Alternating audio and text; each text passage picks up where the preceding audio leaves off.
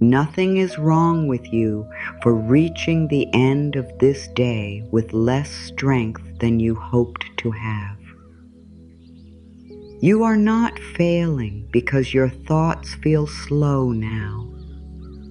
You are not becoming weak because your shoulders have dropped and your eyes no longer want to carry the light.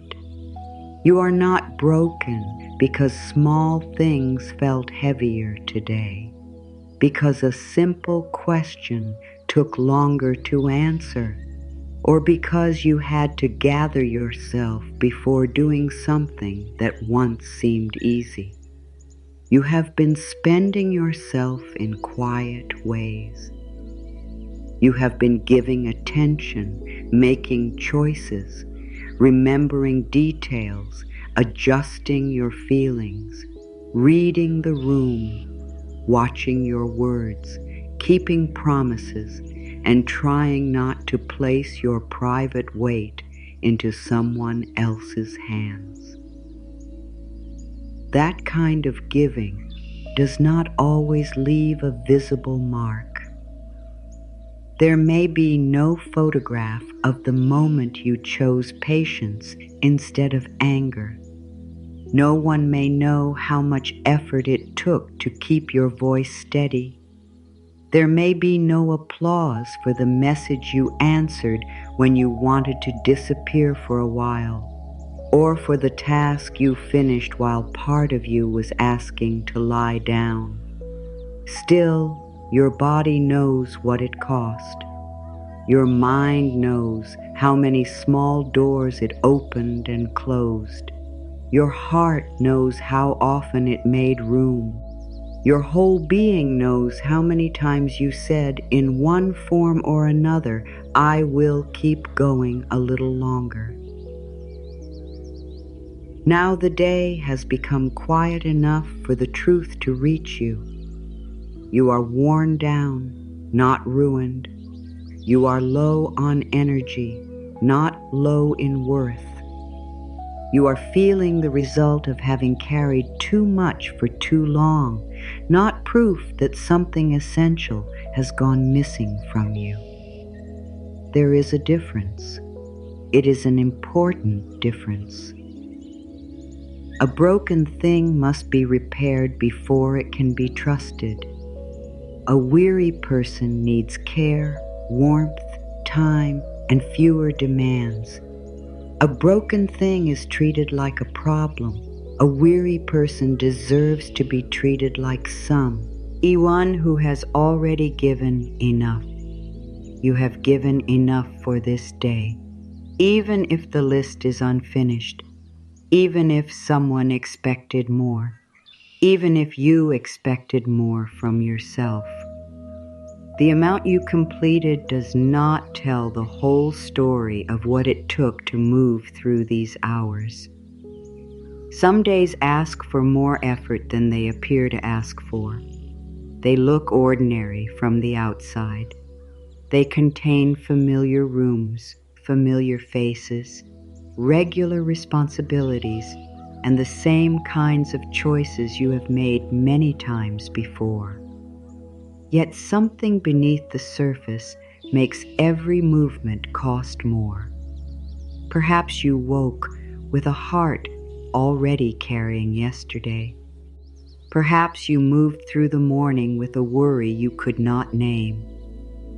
Perhaps someone else's need arrived before you had fully found your own balance. Perhaps you were kind while feeling unseen. Perhaps you had to act normal around something that did not feel normal inside you. Perhaps you kept moving because stopping did not seem possible. None of that makes you dramatic. None of it makes you difficult. None of it takes away from your strength. It only explains why you are here now with such a deep longing to put everything down. You do not need to defend that longing. You do not need to prove that the day was hard enough. You do not need a perfect reason to be cared for. Your weariness is already speaking honestly. It is there in the way your jaw has stayed firm without your permission. It is there in the space behind your eyes. It is there in the sigh that keeps waiting until no one is listening. It is there in the thoughts that begin but do not finish, in the way ordinary sounds can suddenly feel too sharp, and in the wish for the world to ask nothing more of you. These are not accusations against you. They are messages. They are the quiet language of a person who has been trying. You tried in ways that may never be recorded. You tried when your answer was not perfect. You tried when your patience had edges. You tried when your heart was not fully in the room, but you stayed anyway. You tried when you were afraid of disappointing someone. You tried when you were the one who needed reassurance, yet found yourself offering it. You tried when no one asked how much you had left. You tried when you were already running on the smallest reserve. This night does not ask you to explain any of it. It does not need a report. It does not require a careful account of what was accomplished and what was delayed. It is not waiting with crossed arms to judge whether you earned the right to loosen your grip. The darkness does not measure your productivity. The pillow does not ask for proof. The quiet does not care whether every message was returned, every room was put in order, every problem was solved, or every emotion was handled with grace. You can come to this moment exactly as you are. You can come with the unfinished thought. You can come with the answer you wish you had given. You can come with the mistake that still feels close. You can come with the worry that has not found its ending. You can come with all the small disappointments that followed you home. Nothing here needs to be hidden. Nothing here needs to be made beautiful before it can be set down. You have spent enough hours shaping yourself for the needs of the day. You have made yourself useful, understandable, calm, dependable, capable, and available. You have swallowed words because the moment was not right. You have delayed your own feelings because someone else's feelings seemed more urgent. You have kept your face composed while your inner world moved in directions no one could see. That is a lot for one person. It is a lot even when love was the reason. It is a lot even when responsibility was necessary. It is a lot even when you chose it willingly. Love can be freely given and still take energy. Care can be sincere and still leave you empty. Responsibility can matter and still become heavy. Strength can be real and still need somewhere to lie down. You do not become less loving when you reach your limit. You do not become selfish when you no longer have anything useful to offer. You do not become ungrateful because you need silence. You do not become weak because you want to be cared for instead of being the one who keeps caring for everyone else. There is a part of you that has been standing at attention all day. It has been watching for what might go wrong. It has been remembering what other people forget. It has been preparing answers, softening reactions, planning ahead, and trying to keep life from spilling over the edges. That part may not know how to stop on its own. It may believe that if it loosens, something important will fall. It may believe that the only reason everything has held together is because it never looked away. You do not have to fight that part. It has been protecting you with the only method it knows. It learned to stay ready. It learned to keep one ear open. It learned to anticipate. It learned to carry more than its share because being useful once made the world feel safer. There is no need to shame it now. There is no need to order it into stillness. It can be thanked. It can be told that its work mattered. It can be reminded that this part of the day has fewer sharp corners. It can begin to understand that nothing is being taken away from it. The watch is not ending forever. The world is not being abandoned. The responsibilities are not being denied. They are only being placed outside the door for a while, not thrown away, not forgotten, not treated as unimportant. Placed down with respect. You can care about tomorrow without entering it now. You can love people without solving their lives before morning. You can be responsible without keeping every thought awake. You can be a good person without carrying the whole day into bed. You have carried enough. Maybe nobody told you that when the hours were moving quickly. Maybe the people around you saw only what you managed, not what it required. They may have seen the meal, but not the planning. They may have heard the calm answer, but not the feeling you swallowed. They may have received the help, but not known that you were already drained. They may have noticed that you arrived, but not understood what it took to leave the house. They may have seen you smile, but not the effort behind the expression. They may have assumed you were fine because you did what needed to be done. You have become very skilled at appearing able. Sometimes that skill protects you. Sometimes it also makes your need invisible. When you know how to function while hurting, people can forget to ask whether functioning is costing too much. When you know how to keep a promise while depleted, others may believe the promise was easy to keep. When you are used to calming yourself alone, the world may begin to assume that you never need calming. Still, your need remains real. It does not disappear because you carried it quietly. You deserved tenderness before you reached the edge. You deserved help before your patience became thin.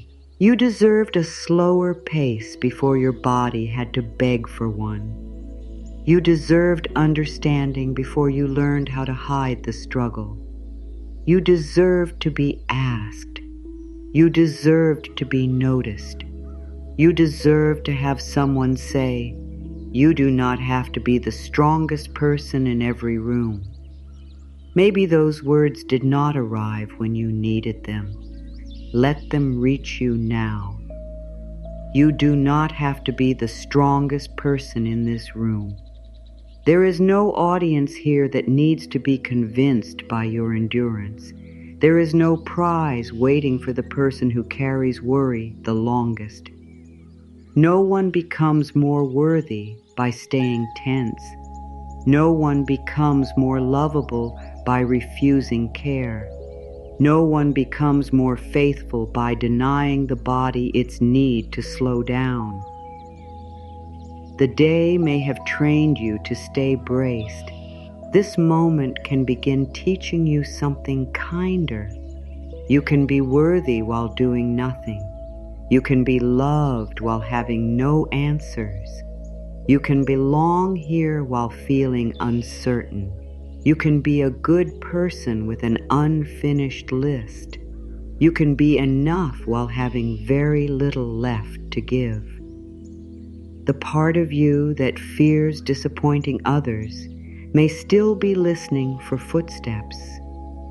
It may still be waiting for another request. It may be reviewing the day for places where you could have done better. Let it speak without obeying every word.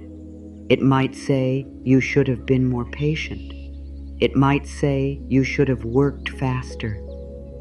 It might say, you should not have needed so much effort for something so ordinary. It might say, everyone else seems to manage. That voice is not always telling the truth. It often speaks from old pressure. It often repeats rules you learned when being easy to need felt safer than having needs of your own. It often confuses self-criticism with improvement. It believes that if it points out every flaw first, no one else can surprise you with rejection.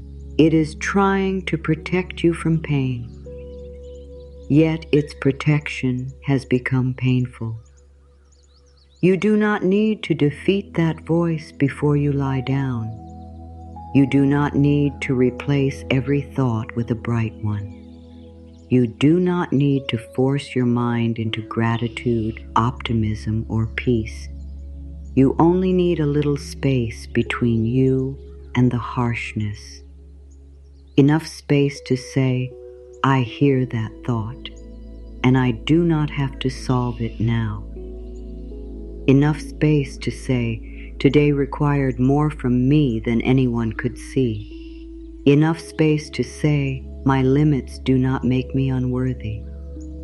Enough space to remember that being depleted is not a character flaw. Your value was never stored in your energy level. Your goodness did not rise and fall with your output. Your right to care was never dependent on how graceful you remained under pressure. You are still yourself beneath the strain. You are still whole beneath the heaviness. You are still deserving beneath the part of you that feels worn thin. There are days when strength looks like moving forward.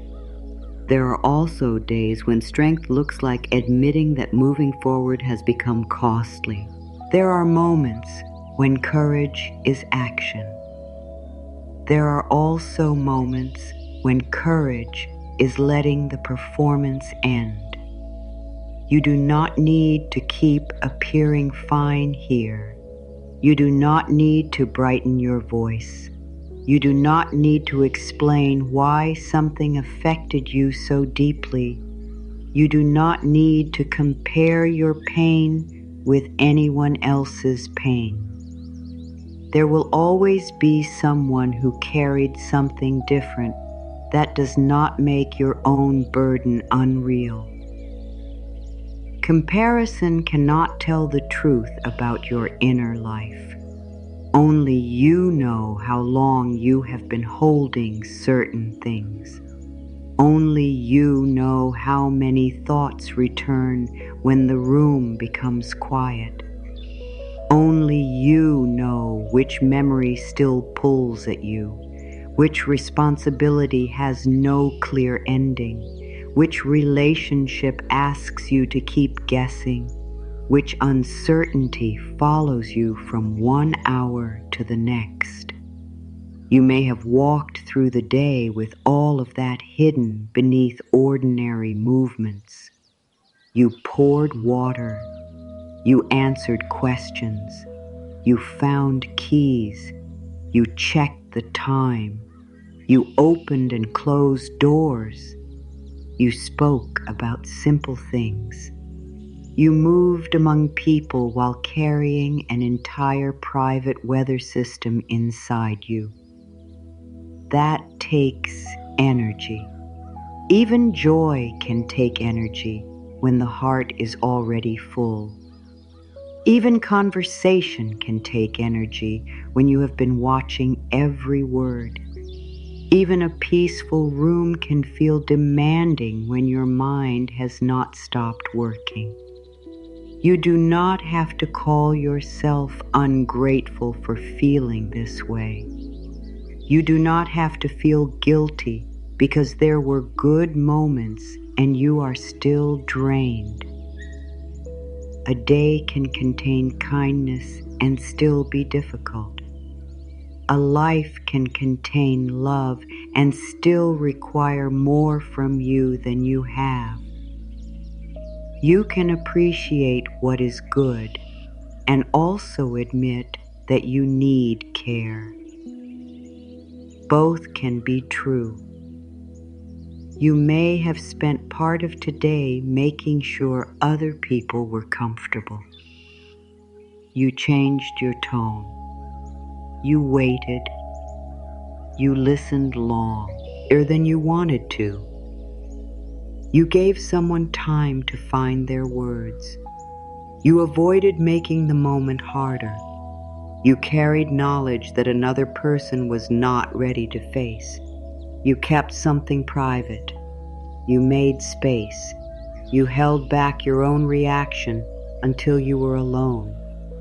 Now you are alone with what you held back. That can feel confusing. Sometimes the feelings that were delayed do not arrive in neat order. They come as heaviness, numbness, irritation, or the sudden wish to cry over something small. They come as an ache without a story. They come as the desire to turn away from every sound. This does not mean you are falling apart. It may only mean that your inner life has finally found a place where it does not have to stay composed. You can let the feelings be untidy. You can let them exist without asking them to become a lesson. You can let yourself be disappointed without turning disappointment into a judgment about your future. You can let yourself be sad without deciding that sadness will always remain. You can be frustrated without becoming a bad person. You can feel empty without being empty. An emotion is not a final identity. A difficult hour is not a final verdict. A weary mind is not a reliable judge of your whole life. Things often look more permanent at the end of a demanding day. A mistake can feel larger. A silence can feel colder. A delay can feel like rejection. A worry can feel like prophecy. The mind has less room when it has been working for too long. It begins to place everything close together. It loses distance. It forgets that morning may reveal more choices than this late hour can see. You do not have to trust every conclusion that arrives now. Some thoughts need food, some need time, some need a conversation with someone safe. Some need the clearer light of another day. Some do not need an answer at all. They only need to pass through without becoming a command. You can leave them unfinished. The mind may resist that at first. It may return to the same scene, the same words, the same imagined outcome.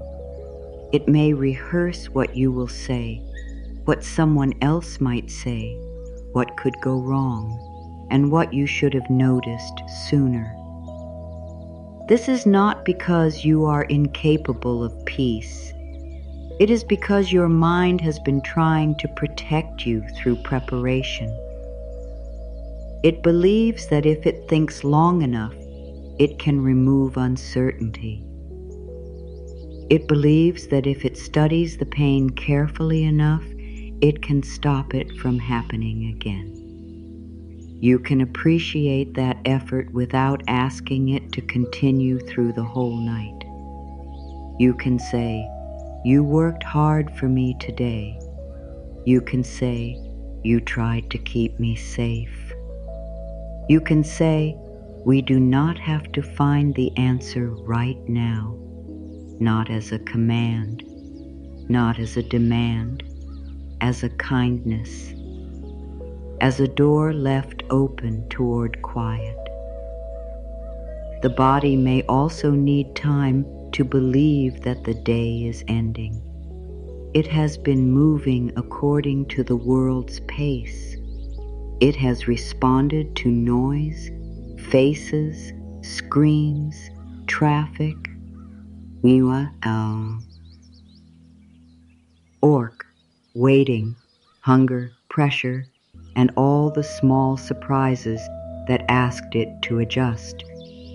It may still be carrying the shape of those hours. Your forehead may still be trying to understand. Your throat may still be keeping words in place. Your shoulders may still be preparing to carry. Your hands may still be ready to fix. Your stomach may still be holding what you could not express. Your back may still believe it must support everything. There is no need to force these places to change. They have worked hard.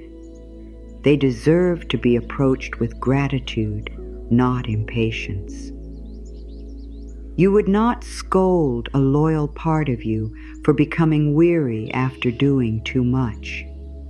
You would not call it lazy for asking to stop. You would not demand that it prove its worth by continuing past its limit. You can begin offering yourself the same mercy you would offer someone you love. Think of how you would speak to a dear friend who had made it to the end of a difficult day. You would not begin with a list of what they failed to do. You would not compare them to someone with more energy. You would not tell them that their feelings were inconvenient. You would not insist that they become cheerful before receiving comfort. You would see the strain in their face.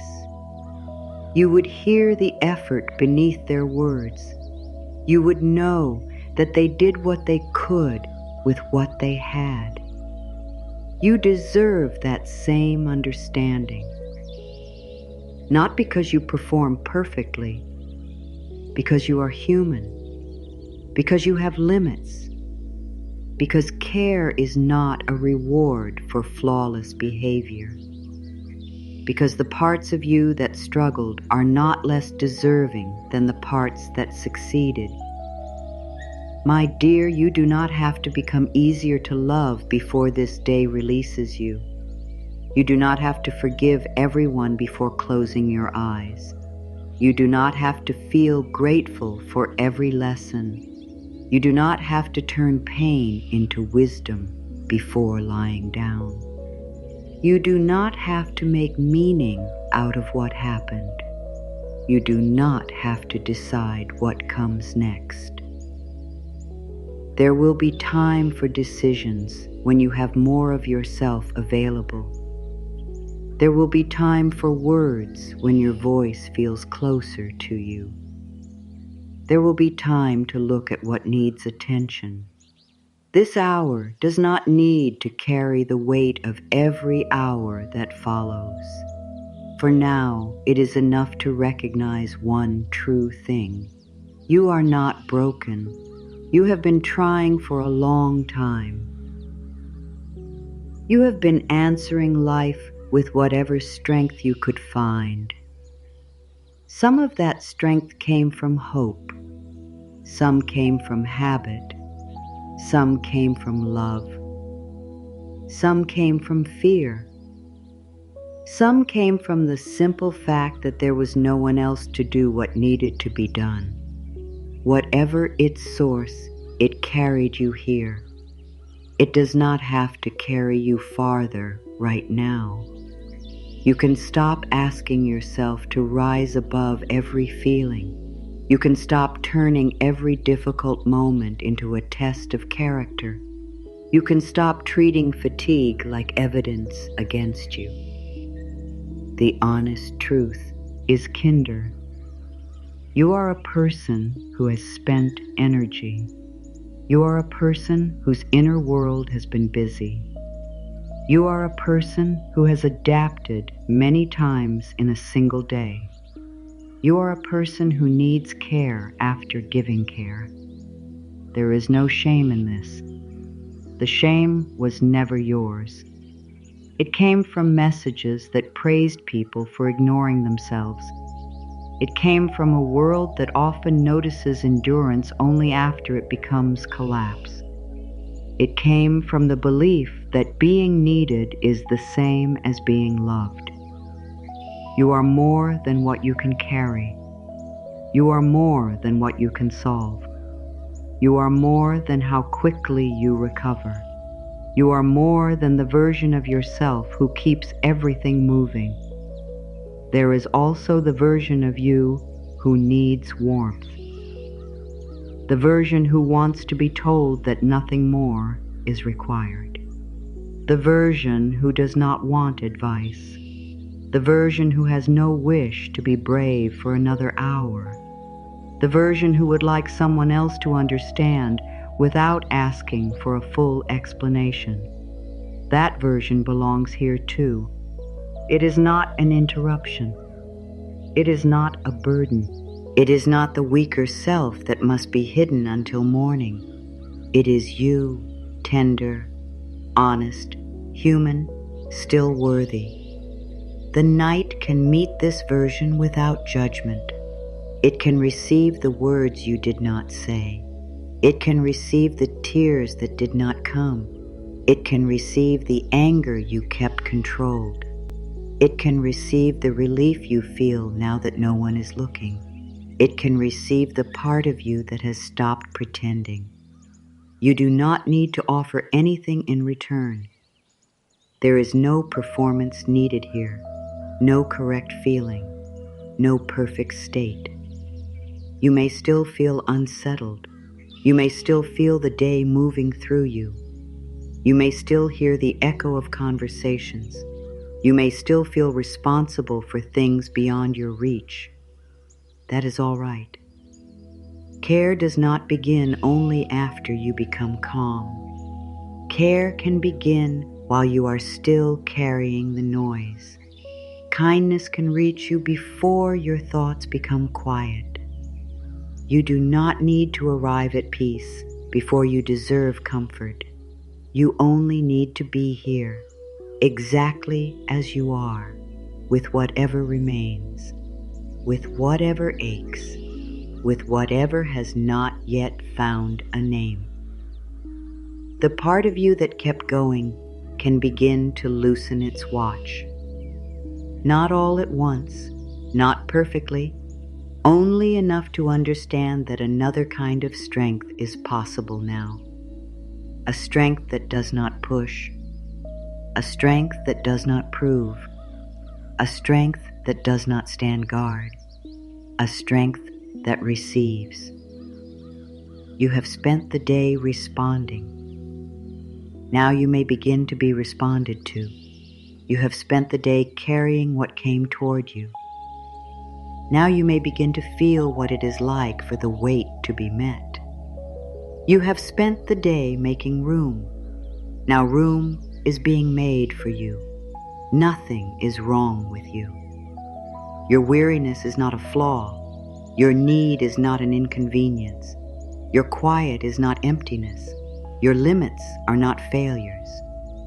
Yet, you reach this hour with all the pieces of yourself still belonging to you, even the pieces that feel far away.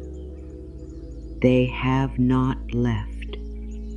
They are waiting beneath the strain. They do not need to be chased.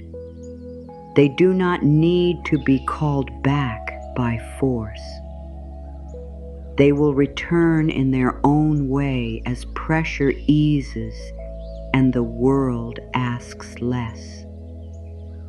For now, let the truth be enough. You have done what you could. You have carried what you knew how to carry. You have reached the place where effort can begin to end. Nothing is wrong with you. You are weary, and weariness can be met with care. The weight you carried today was not made of tasks alone. Some of it came from having to stay aware of everyone around you. You listened for changes in tone. You watched faces. You sensed what had not been said. You tried to understand what another person needed before they found the words for it themselves. That kind of attention can leave you drained. It asks your mind to stay open in many directions at once. It asks your heart to keep receiving. It asks you to be present even when part of you wants to withdraw somewhere quiet and untouched. You may have spent much of the day noticing who needed patience, who needed reassurance, who needed an answer, who needed space, who was disappointed, who might become upset if you said what you truly felt. You may have shaped your choices around all of that without ever calling it work. You called it being considerate. You called it keeping the peace. You called it doing what had to be done. You called it love. And perhaps it was love, yet love still moves through a human body. It still uses attention. It still asks something from your nerves, your thoughts, and your emotional strength. Even the care you give willingly has a cost when you give it without enough time to receive care yourself. There may have been moments today when your own needs became inconvenient. You felt hunger but finished something first. You wanted quiet but stayed in the conversation. You needed help but decided it would be easier to do it alone. You felt hurt but told yourself it was not the right time. You needed to sit down but found one more thing that could not wait. You wanted someone to ask how you were, yet you became the one asking everyone else. None of these moments seemed large enough to stop the day. They gathered anyway. A delayed need does not vanish. It waits inside you. It waits in the shoulders that have forgotten how to lower themselves. It waits in the eyes that keep searching even when there is nothing left to find. It waits in the mind that continues preparing for the next request long after the room has become still. You may have learned to live this way so well that you barely recognize how much effort it takes. You move quickly toward what is needed. You become useful. You make yourself reliable. You try not to make your feelings another problem for someone else. You may even feel a small discomfort when care turns toward you. You may not know what to say when someone asks what you need. You may answer that you are fine before you have checked whether it is true. This habit did not appear because there is something wrong with you. It may have grown because there were times when being helpful kept things calmer. There may have been moments when your needs were met with impatience, confusion, or silence. You may have discovered that people responded warmly when you were easy, capable, and undemanding. You may have become the person who handled things because no one else seemed ready to do so. Those lessons can remain in the body long after the original moment has passed. You do not have to blame anyone to see them clearly. You do not have to reopen every old memory. You can merely recognize that some part of you learned to stay prepared. It learned that asking might lead to disappointment. It learned that depending on someone could feel uncertain. It learned that it was safer to give than to receive. It learned to carry its own discomfort quietly. That part of you has been loyal. It has helped you move through difficult seasons. It has helped you protect what mattered. It has helped you care for people you love. It has also become very weary. There is no shame in admitting both truths. A habit can once have protected you and now ask too much of you. A strength can become overused. A kind heart can become overextended. A dependable person can need someone dependable beside them. You do not have to abandon your caring nature. You do not have to become cold, distant, or unconcerned in order to preserve yourself. You only need to remember that your own life belongs among the lives you care for. You belong on the list. Your comfort matters. Your limits matter. Your inner world matters even when no one else can see it. The words you swallow still affect you. The frustration you hide still moves through you. The disappointment you minimize still needs somewhere to settle. You cannot always think your way out of what your whole being has been carrying. Sometimes the kindest answer is not another explanation. Sometimes it is less pressure, less noise, fewer decisions. A little distance from the expectation that you must keep responding well.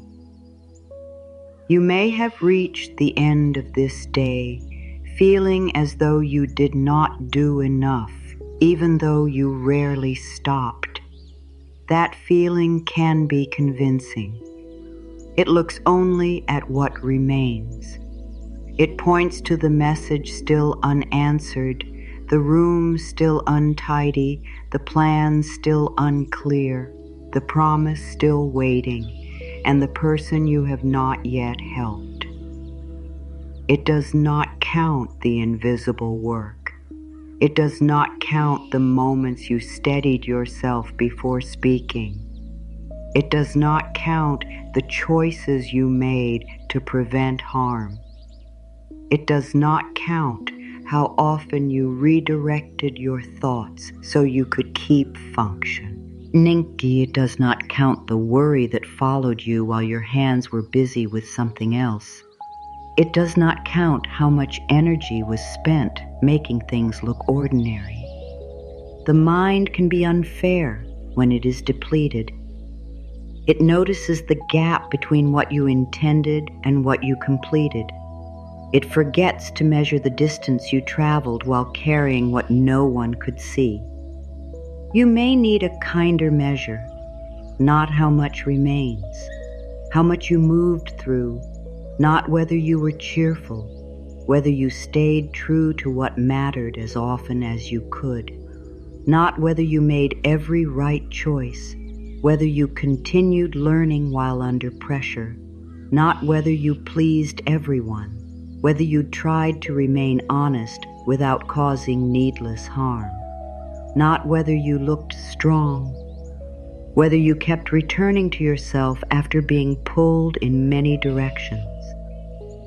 By that measure, More was accomplished than you have given yourself credit for.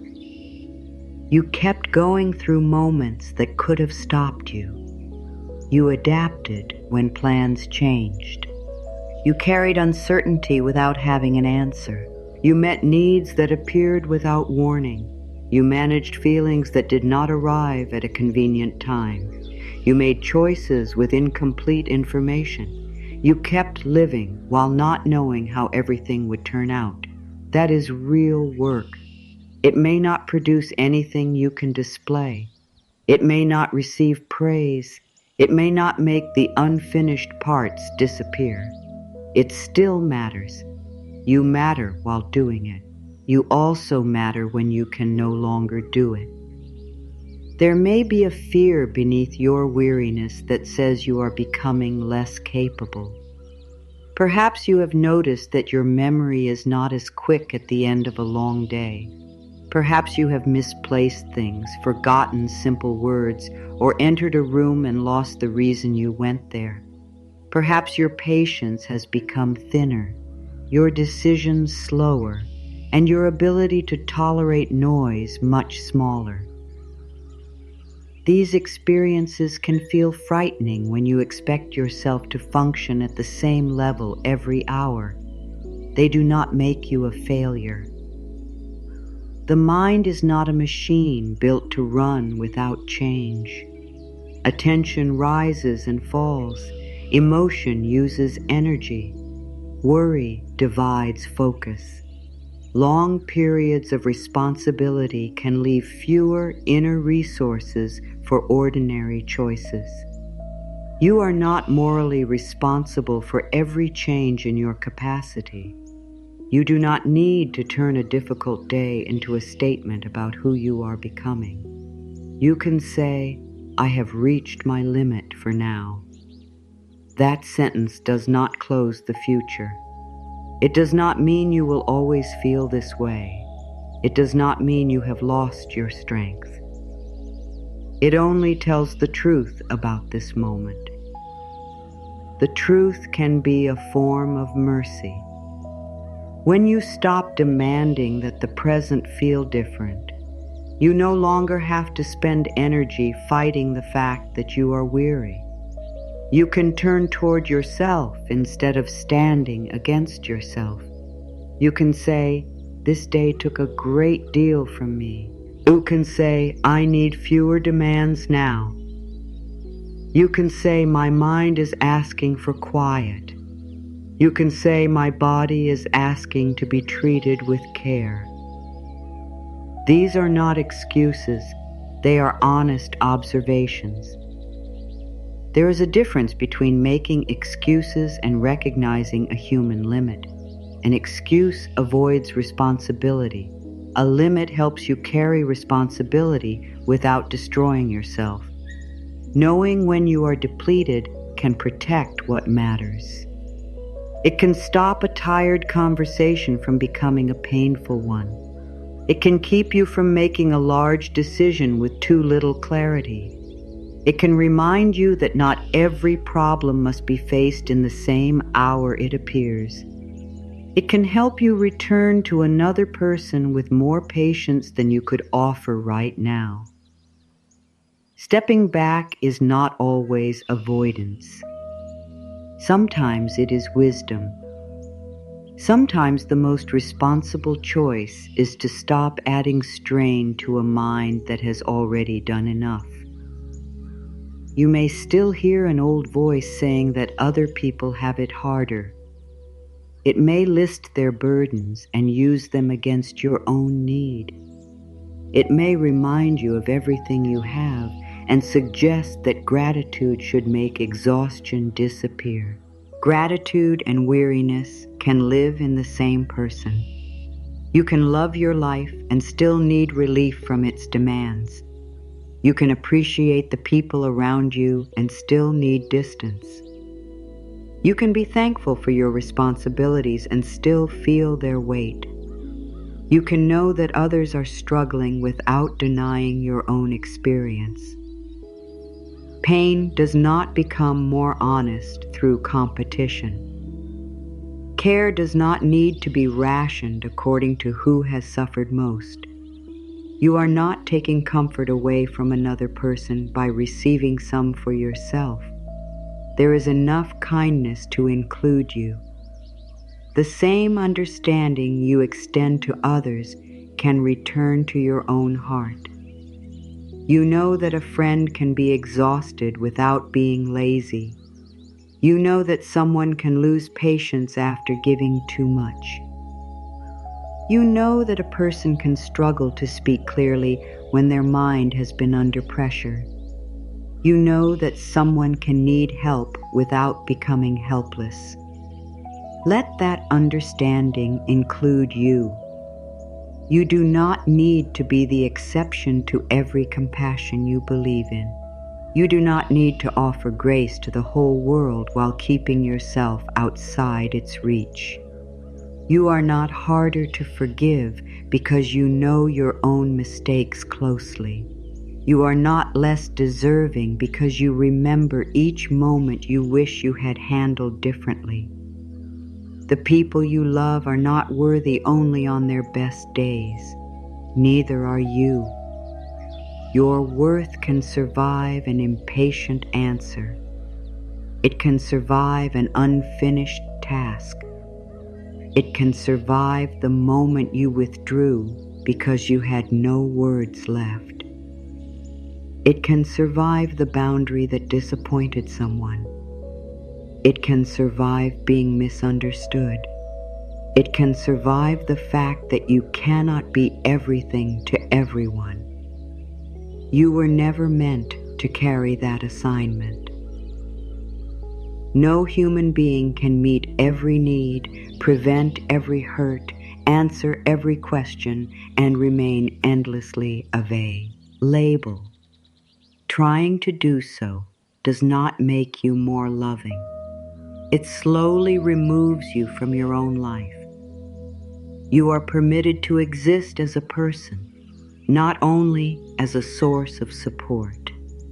You may have needs that cannot be solved by determination. You may need companionship. You may need practical help. You may need a clearer boundary. You may need time away from a situation that keeps taking too much. You may need to speak honestly with someone you trust. You may need professional care if the exhaustion, burnout, or low mood continues, deepens, or makes daily life hard to manage. Nighttime comfort can support your well-being, and sleep can help the body and mind recover from ordinary strain. But it is not medical treatment. Ongoing distress deserves real attention.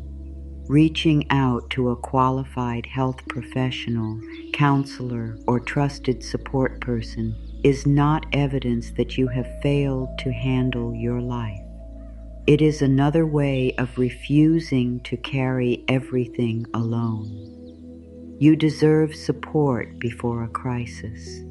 You deserve to be taken seriously before you can no longer function. You deserve care even when your experience is difficult to explain. There is courage in recognizing when love from familiar people is not the only kind of help you need. There is dignity in seeking guidance. There is wisdom in letting another person bring training, steadiness, and perspective to what has become too heavy to manage in isolation. You do not have to decide any of that now. This is only a reminder that options exist. You are not trapped inside the way you feel at this hour. You are not required to solve the whole pattern before the night can become quieter. You can let the possibility of support remain nearby without turning it into another task. For now, the most important thing is to stop treating your exhaustion as a personal accusation. It is information. It tells you that something has been used. Attention has been used. Patience has been used. Strength has been used. The ability to keep adjusting has been used. Nothing is wrong with a lamp for growing dim after giving light for many hours. Nothing is wrong with you for having less to offer after giving from the same inner reserves all day. You do not need to force brightness from yourself. You can acknowledge that your energy has changed. You can stop pretending that the final hours should feel like the first. You can meet yourself where you are, instead of where you believe you ought to be. This meeting can be quiet. There is no need for a speech. No need to promise that tomorrow will be different. No need to create a new routine or make a plan for becoming better. You can merely say, I see how much this cost. That recognition matters. Being seen by yourself can ease a loneliness that other people cannot always reach. You may have waited all day for someone to notice that you were quieter, to notice that you were moving more slowly, to notice that your smile ended quickly, to notice that you kept helping while something inside you was asking for help. They may not have seen it. People often see only what they are ready to see. They may have been carrying their own worries. They may have trusted your capable appearance. They may not know the signs you hide so well. Their failure to notice does not mean your experience was small. It does not mean you imagined the weight. It does not mean you should continue without care. You can witness yourself now. You can remember the moment you wanted to leave but stayed. The moment you wanted to speak but chose silence. The moment you felt the sting of a careless word and continued with what you were doing. The moment you realized another responsibility had landed in your hands. The moment you almost asked for help and changed your mind. The moment you took a longer route through the room because you needed a few seconds without being spoken to. These small moments tell the truth. You were managing more than the surface revealed. You do not need to go back through every detail. You do not need to relive the hardest part. It is enough to know that your weariness has a history. It did not appear from nowhere. It is not a defect in your character.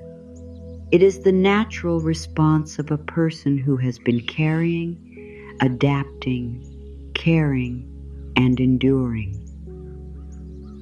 The word natural does not mean you must accept endless strain. It means you can stop blaming yourself for reacting like a human being. A person under pressure may become quiet. A person who has been giving may need distance. A person who has been strong may suddenly feel fragile. A person who has kept everything organized may forget something simple. A person who loves deeply may reach a point where even one more need feels impossible. This is not hypocrisy. This is capacity. Capacity changes. It can be reduced by worry, grief, conflict, physical strain, uncertainty, loneliness, and long periods without enough recovery. It can be restored in many ways, but it cannot always be commanded to return immediately. You cannot shame yourself into having more energy. You cannot criticize your mind into becoming clear. You cannot demand warmth from a heart that has spent the day protecting itself. Harshness adds weight. Care removes some. You can begin choosing what removes weight. You can stop reviewing your worth. You can stop defending your need. You can stop asking whether you have earned the right to be done. You can stop trying to produce a better ending for the day. The day has already been lived. Its words have been spoken. Its choices have been made. Its incomplete parts can remain incomplete. You do not have to carry them forward as punishment. You can learn later without judging yourself now. You can repair something later without rehearsing the repair through the night. You can apologize later if an apology is needed. You can make a different choice later if a different choice becomes clear. Nothing meaningful is lost by meeting yourself with compassion first. Compassion does not erase responsibility. It creates enough inner safety for responsibility to be faced honestly. When you are no longer defending yourself from your own cruelty, you can see more clearly. You can recognize what belongs to you and what does not. You can make amends without turning yourself into the mistake. You can change without believing you were unworthy before the change. That work does not belong to this hour. This hour is for ending the argument with your own humanity. You are human enough to become depleted, human enough to need reassurance, human enough to want someone else to take over, human enough to feel hurt by things you wish did not affect you, human enough to have a limit. There is no higher version of you that never needs care. There is no healed version of you that never becomes overwhelmed. There is no strong version of you that can live without receiving. Growth does not remove your humanity. Wisdom does not make you untouchable. Love does not make you endlessly available. You can become more grounded and still have difficult days. You can know many ways to support yourself and still forget them when the pressure is high. You can understand your patterns and still feel caught inside one. You can be deeply self-aware and still need another person's help. None of this cancels your progress. You are not back at the beginning because you struggled today. You are not losing yourself because old feelings returned. You are not undoing every good step because this day asked more than you could comfortably give. Progress is not proven by never hurting. It is often seen in the way you stop abandoning yourself when hurt appears. You are here now. You are listening inwardly. You are beginning to recognize the difference between failure and depletion. You are beginning to speak to yourself without the old accusation. That matters. Even if peace has not arrived, even if your body remains tense, even if your thoughts are still moving, a kind truth has entered the room. You are not broken. You are not beyond help. You are not weak for needing care. You are not behind because you cannot fix everything tonight. Your life is not asking for perfection from you in this moment. It is asking for honesty. The honest answer is that you have reached the end of what you could offer today. That is not a tragedy. That is a boundary. A boundary can be loving. It can protect what remains. It can give tomorrow a better chance to meet you with more of yourself available. You can stop at the edge of today without falling. You can let the unfinished things remain where they are. You can let other people have their own reactions. You can let the world continue without your constant management. It has continued through every hour in which you were not watching. It will continue through these quieter hours too. You are not responsible for holding all of it together. You never were. Your responsibility is smaller and more human. To recognize when you need care, to receive support when you can, to speak honestly when something has become too much, to stop calling yourself broken when what you truly are is worn from giving.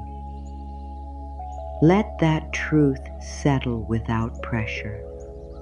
You do not have to feel it fully yet. You do not have to believe every kind word immediately. A smaller willingness is enough. You might be willing to consider that your exhaustion is not a failure. You might be willing to consider that you did more than you remember. You might be willing to consider that care belongs to you too. That is enough for now. The day has taken its share. You do not have to give it your self-respect as well. Your body has not been asking for punishment. It has been asking for a chance to do the quiet work that effort cannot do. There are things inside you that do not improve when they are pushed harder. They improve when pressure loosens. They improve when the eyes close, when the jaw stops preparing its next answer, when the mind is no longer required to choose, explain, remember, or perform. You have already used effort for the purposes effort can serve. Effort helped you move through the hours. It helped you finish what could be finished. It helped you answer when someone called your name. It helped you stand when sitting would have felt better. It helped you keep your commitments and return to responsibilities that did not disappear simply because you were depleted. Now effort has reached the edge of its usefulness. More effort will not make the day more complete. More thought will not make every uncertainty become clear. More self-correction will not create energy that has already been spent. Another hour of reviewing will not change what happened. It may only keep your system inside a moment that has already passed. There is another kind of work available now. It does not look like achievement. It does not require concentration. It happens beneath awareness. The body begins adjusting when it is no longer being asked to respond to every sound, movement, message, and expectation. Muscles that have remained ready can gradually release their unnecessary effort. Breathing can become less guarded. The heart can continue its steady work without being hurried by one more demand. The mind also changes its task. During the day, it gathers more than you realize.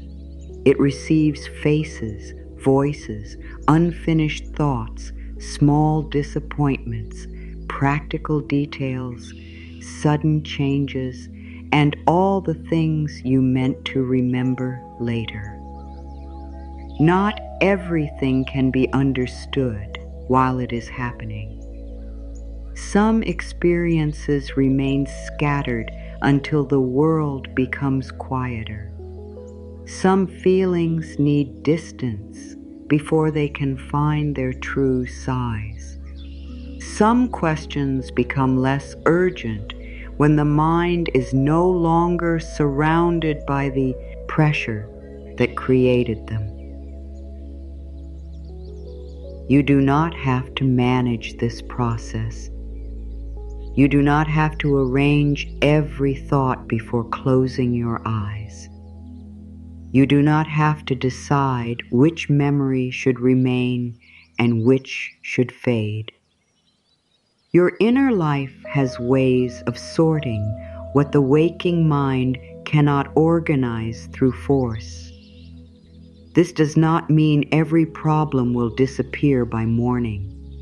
It does not mean one peaceful night will answer every question or remove every burden. It means recovery is real even when it is gradual. It means the hours in which you are not striving are not empty hours. They have value. They support you. They return small pieces of capacity without asking you to supervise. You are not wasting time when you stop. You are not becoming less productive by caring for the person who must live inside tomorrow. You are not stepping away from life. You are giving life somewhere to meet you without resistance. The strength you want cannot always be commanded. Sometimes it returns when the command ends. Clarity can return after the mind has been free from constant decisions. Patience can return after you have not been required to offer it for a while. Warmth can return after your heart has had time away from the need to protect itself. The ability to face what comes next may grow while you are doing nothing that can be measured. That is difficult to trust when you have learned to value only visible action. You may be accustomed to believing that improvement must be earned through more discipline. You may feel safer when there is a plan, a method, or something specific to complete. You may want to turn even this quiet hour into another assignment.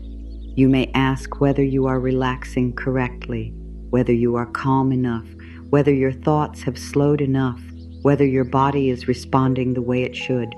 Those questions are understandable. They come from the same part of you that has tried to do everything well. Yet this part of the day does not need to be done well. There is no perfect way to become still. There is no correct speed at which the strain must leave. Your breathing does not need to sound peaceful. Your thoughts do not need to become beautiful. Your feelings do not need to match the quiet around you. The body can begin recovering even while some tension remains.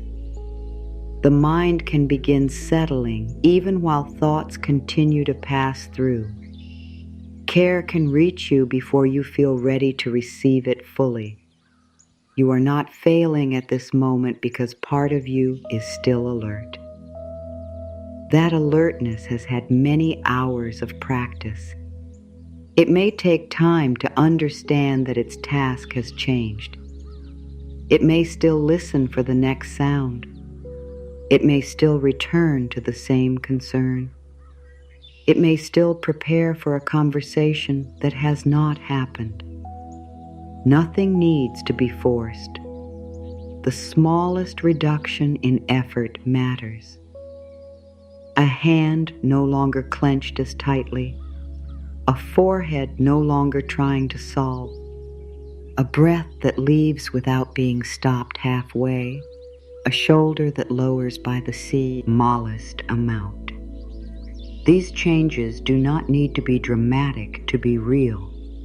You have been trained by the day to recognize only large results. The night works in smaller ways. It does not announce each adjustment. It does not ask you to praise the body for every quiet correction. It continues without ceremony. A great deal of care in life happens this way.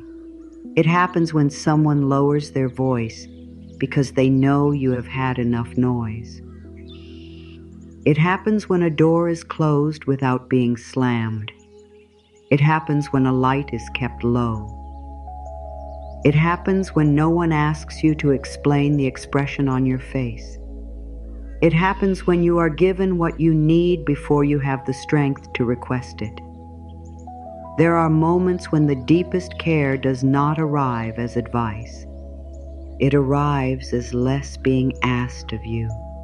You have been answering life all day. This hour can answer you with quiet. You have been lifting what came toward you. This hour can begin taking some of the weight from your hands. You have been directing yourself from one task to another. This hour can carry you without requiring directions. There is an old kind of trust hidden inside the human body. It existed before you knew how to plan, before you knew how to predict, before you learned that being prepared could prevent disappointment. It is the trust of becoming heavy in safe arms. It is the trust of no longer needing to know the way. It is the trust of being carried while another person watches the steps. You may remember the sight, even if the memory does not belong to your own childhood. A car has gone quiet after a long day. The journey is finished. A child has fallen deeply asleep in the back seat, beyond the point of trying to stay awake. The head has tilted. The hands no longer hold anything tightly. The face has lost every expression it used during the day.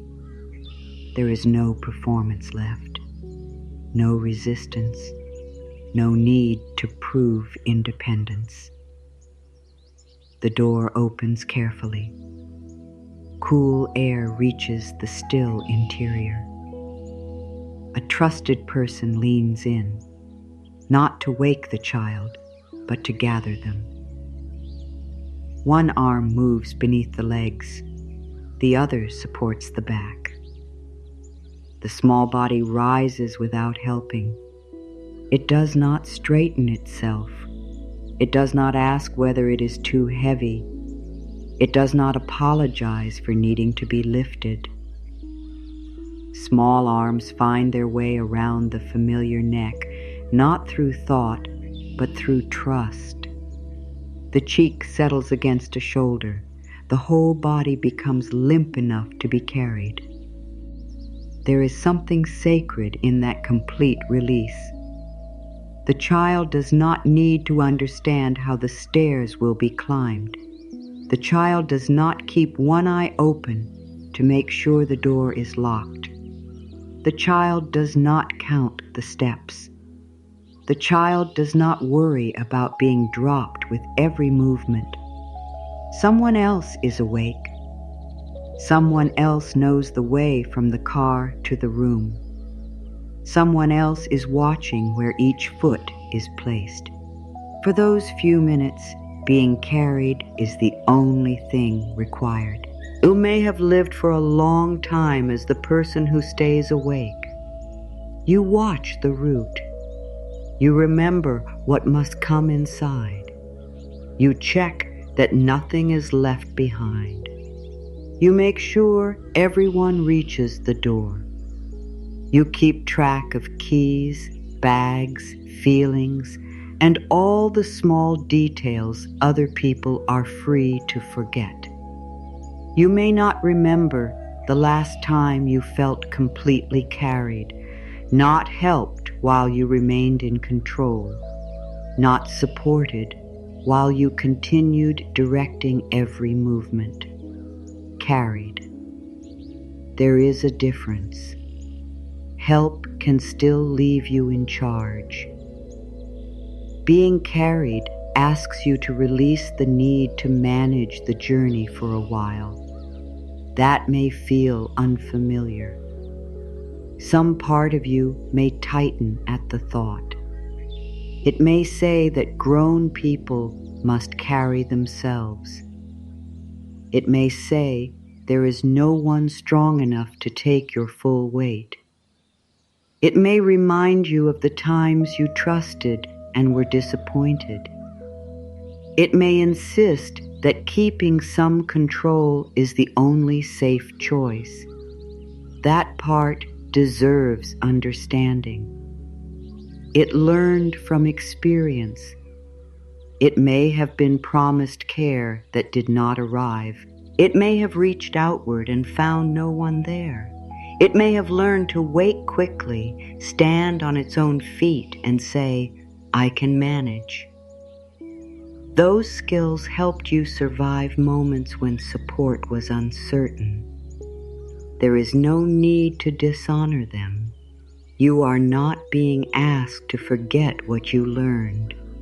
You are being invited to remember that self-reliance does not have to remain active every second. Even the person who can walk may sometimes be carried. Even the person who knows the way may close their eyes while someone trustworthy watches the stairs. Even the person who has spent years taking care of others still contains a part that longs to become heavy in safe arms. That longing is not childish. It is human. You were not created to remain braced forever. The nervous system was not meant to treat every hour as an emergency. The mind was not designed to keep every responsibility in view without interruption. The heart was not made only to pour outward. There must also be a returning. There must be a place where your own weight is received. There must be moments when you are not required to carry yourself through everything alone. You may not have another person beside you now. The room may be quiet. The responsibilities may still belong to you when morning comes. Still, the image can teach something true. You do not have to know every step between this moment and the next day. You do not have to remain mentally awake to escort yourself through each hour. You do not have to monitor every change inside your body. You do not have to keep checking whether quiet is working. Some of the journey can happen without your conscious effort. The body knows more about returning than you give it credit for. It knows how to become heavier when support is beneath it.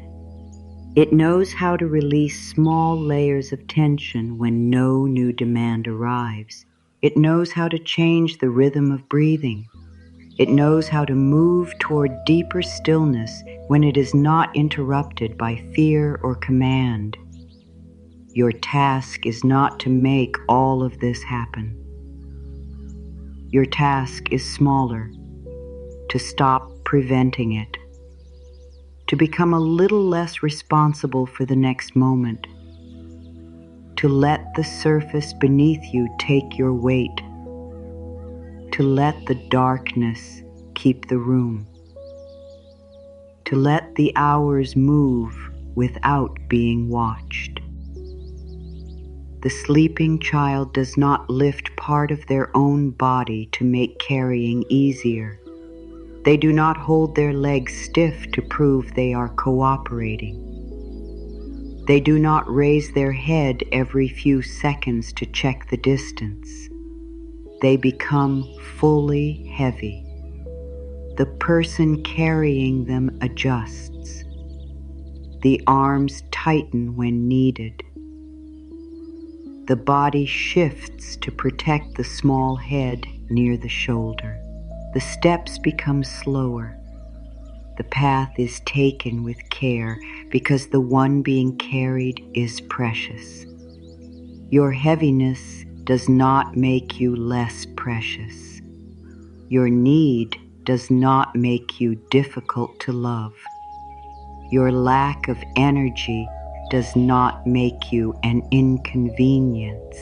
The fact that you cannot participate in every part of your own recovery does not mean you are doing something wrong. You are allowed to become heavy against what supports you.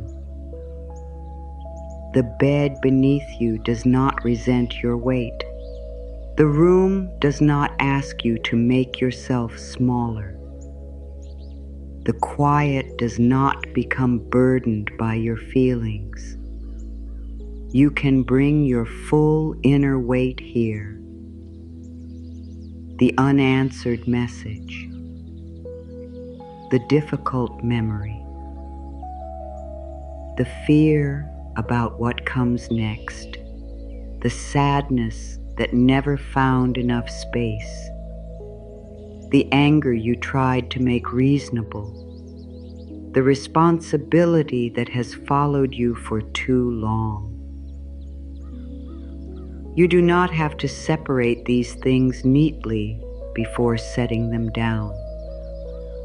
A sleeping child is carried whole, not only the easy parts, not only the parts that stayed calm, not only the parts that behaved well. The whole small body is gathered. The muddy shoes may still be on. The hair may be tangled from the day. There may be crumbs on a sleeve, a mark on a cheek, a hand still curled around something forgotten. None of that must be corrected before the child is lifted. Care comes first. You do not need to become emotionally tidy before receiving care. You do not need to clean every thought. You do not need to remove the evidence of the day. You can be gathered with the strain still on you. You can be carried with the unfinished parts still unfinished. You can be worthy while looking exactly like someone who has lived through many demanding hours.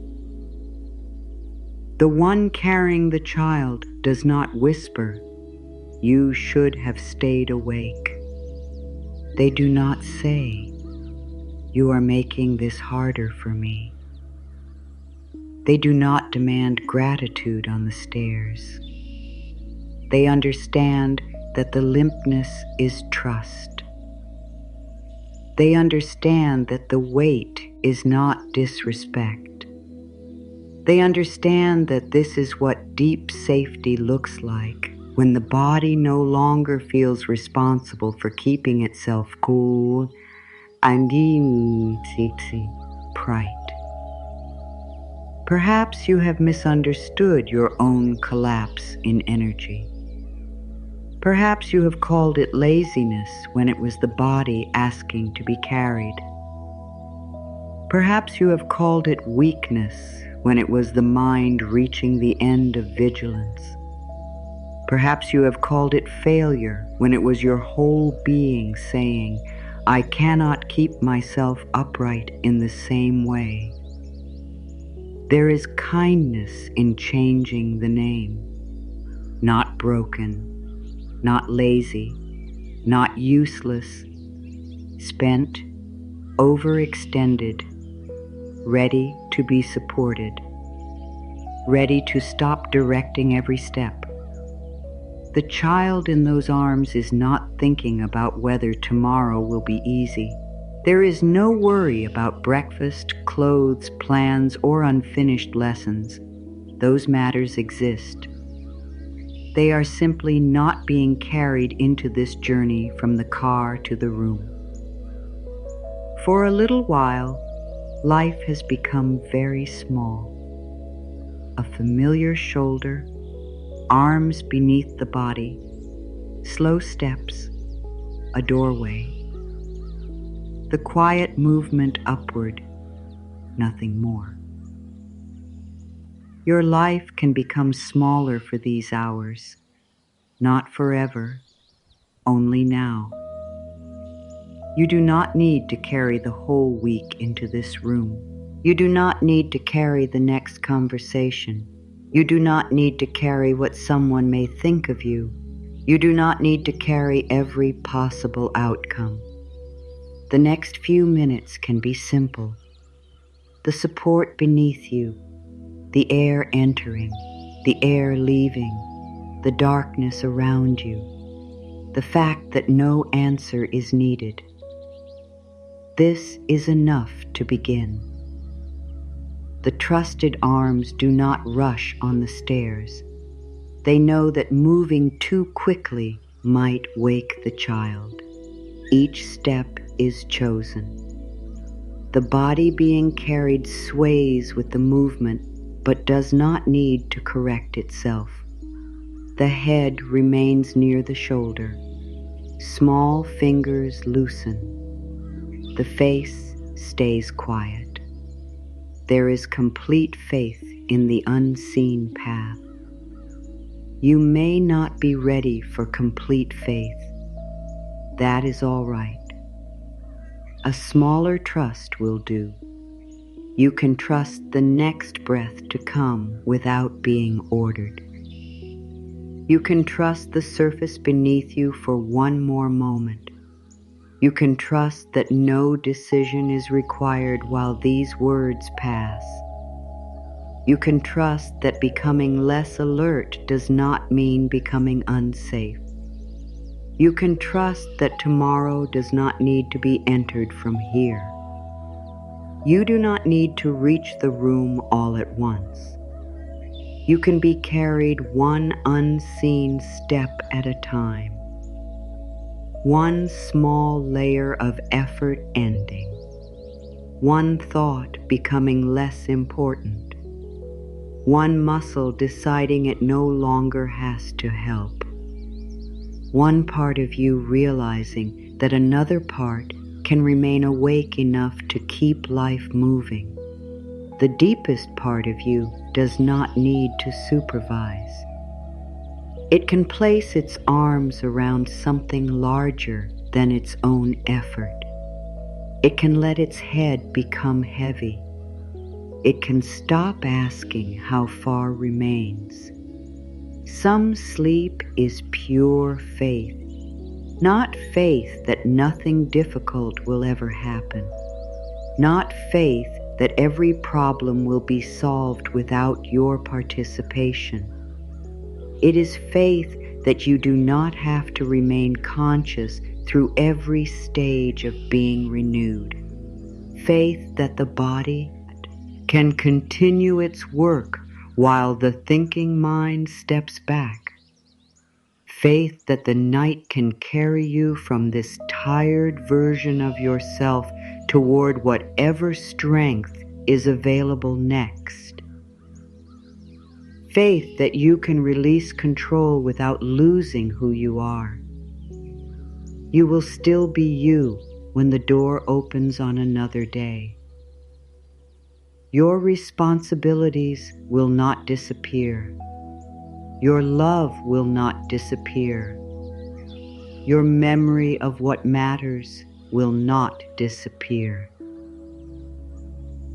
The capable part of you is not being removed. It is being carried too. It has worked harder than anyone knows. It can lower its head. It can stop checking the steps. It can let another wisdom guide the movement upward. You do not have to earn this by becoming calmer. The child did not earn the arms by falling asleep correctly. The arms came because the child was loved. Care did not wait for cooperation. It met the need as it was. Let that truth move closer. Your need does not cancel your worth. Your heaviness does not cancel your worth. Your inability to keep going does not cancel your worth. You do not have to help care reach you. You can become a little heavier, a little quieter, a little less responsible for finding the way. The journey from effort into stillness is already beginning. You do not need to stay awake for every step. The stairs are still being climbed. You do not need to see them. You do not need to know how many remain. The one carrying the sleeping child feels each step beneath their feet. They move carefully, not because the child is fragile in some shameful way, but because love becomes attentive when something precious has trusted it completely. The small body rises and settles with the movement. There is no effort to stay balanced, no attempt to anticipate the next turn, no concern about whether the journey is taking too long. The child's weight has become honest. During the day, that same child may have insisted on walking alone. There may have been running, reaching, resisting, choosing, asking, laughing, crying, and the firm declaration that no help was needed. Now there is no argument. Weariness has removed the performance of independence. The arms around the familiar neck are loose. The head rests where it has rested before. The legs hang without trying to find the ground. Nothing about this trust is weak. It is the deepest form of safety the body knows. To become fully heavy means the body believes someone else will not let it fall. You may have forgotten what that feels like. You may have spent so long keeping yourself upright that even the idea of leaning can create uneasiness. You may lie on a supportive surface while some inner part still refuses to place its full weight there. The muscles remain partly prepared. The mind keeps a small light burning. The heart listens for a change in the room. You may tell yourself that you are lying down while much of you is still standing guard. That is not a failure, it is a learned form of loyalty. The watchful part of you has tried to make sure you were never caught unprepared. It has tried to protect you from sudden disappointment. It is believed that staying alert could reduce pain. It does not need to be pushed aside. It needs to discover that someone can carry it too. Imagine that the part of you that has watched every step is no longer walking beside the child. It is the child. It is the one whose eyes have finally closed. It is the one whose head has become too heavy to keep upright. It is the one being lifted without criticism. The protector does not have to protect during every hour of your life. The planner does not have to plan through the darkness. The one who remembers everything does not have to keep every detail close. The part that checks whether everyone else is safe can feel safety around itself. There is room in these arms for all of you. Not only the peaceful part, not only the trusting part, the suspicious part can come. The grieving part can come. The part that feels foolish for needing comfort can come. The part that has been disappointed by promises can come. The part that still expects to be asked for more can come. Nothing has to be removed before you are gathered. The child being carried may stir for a moment. The head may lift slightly. The arms may tighten around the neck. There may be a brief return to awareness as the body senses movement between one place and another. The person carrying the child does not become impatient. They do not say, "You were doing so well." They do not demand that the child become limp at once. They hold more securely. They make a low, reassuring sound. They continue at the same careful pace. You may stir inwardly too. A thought may lift its head. A worry may tighten its arms around you. A memory may briefly open its eyes. This does not mean the journey toward quiet has ended. It only means some part of you sensed movement. You are leaving the familiar seat of effort. You are being carried toward a place where nothing must be managed. Transitions can wake the watchful parts. They may ask where you are going. They may ask who is in charge.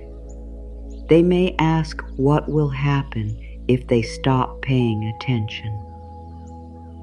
Let the answer be small enough to believe. You are moving toward less demand. You are being supported by what is beneath you. No decision is required at this hour. That may be all the reassurance your system can receive now. It is enough. The person on the stairs does not explain the architecture of the house to the sleeping child. They do not describe every landing or warn about every turn. The child is not given information it cannot use. Care knows when explanation has become another burden. You have received enough information today.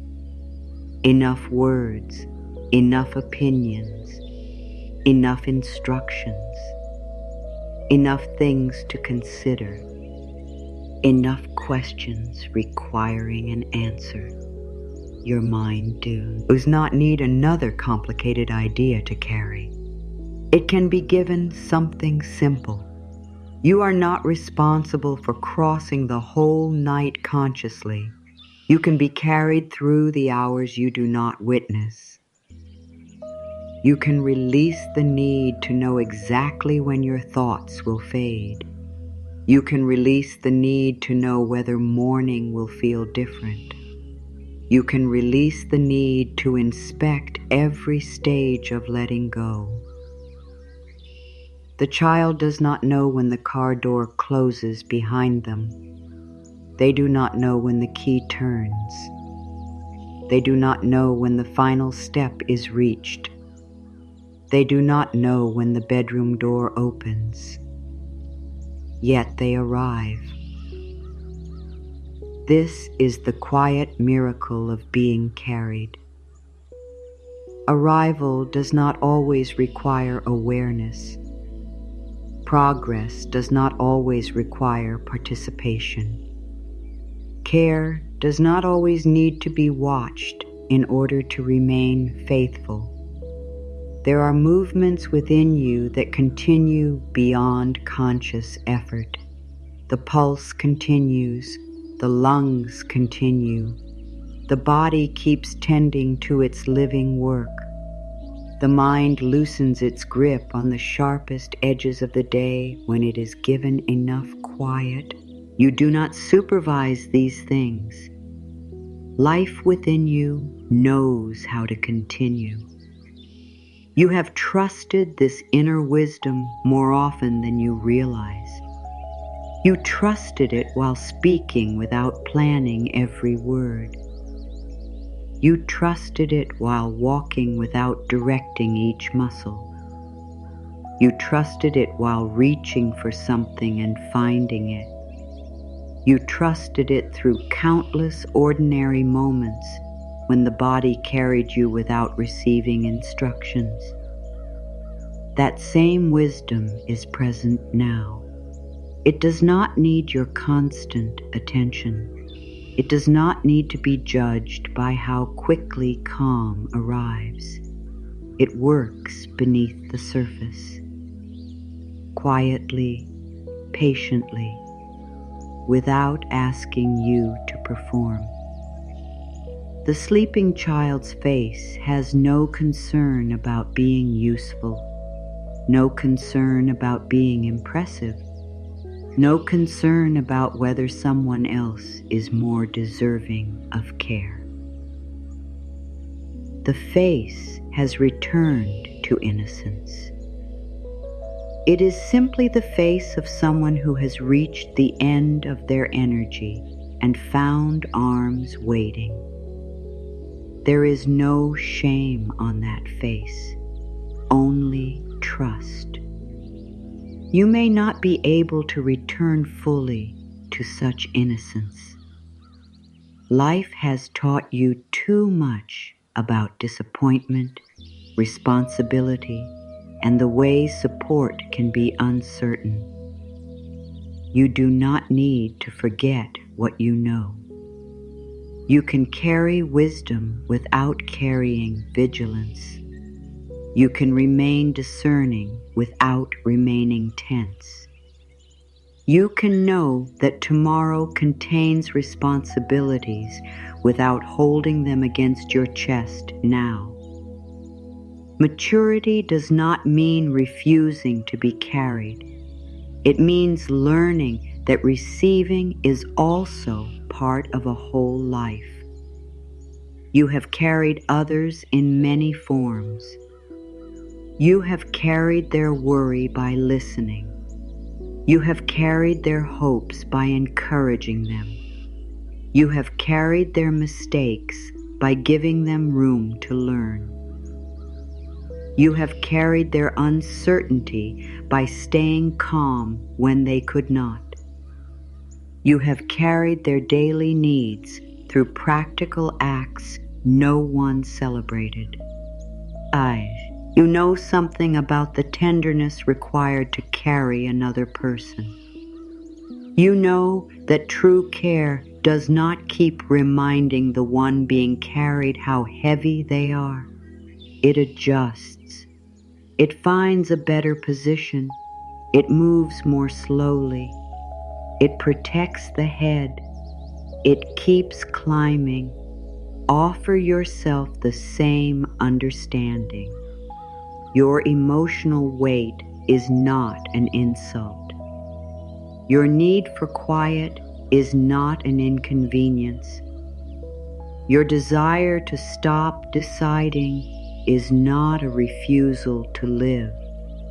You are not making the night harder by bringing your full humanity into it. The night was made for the part of life that cannot remain upright forever.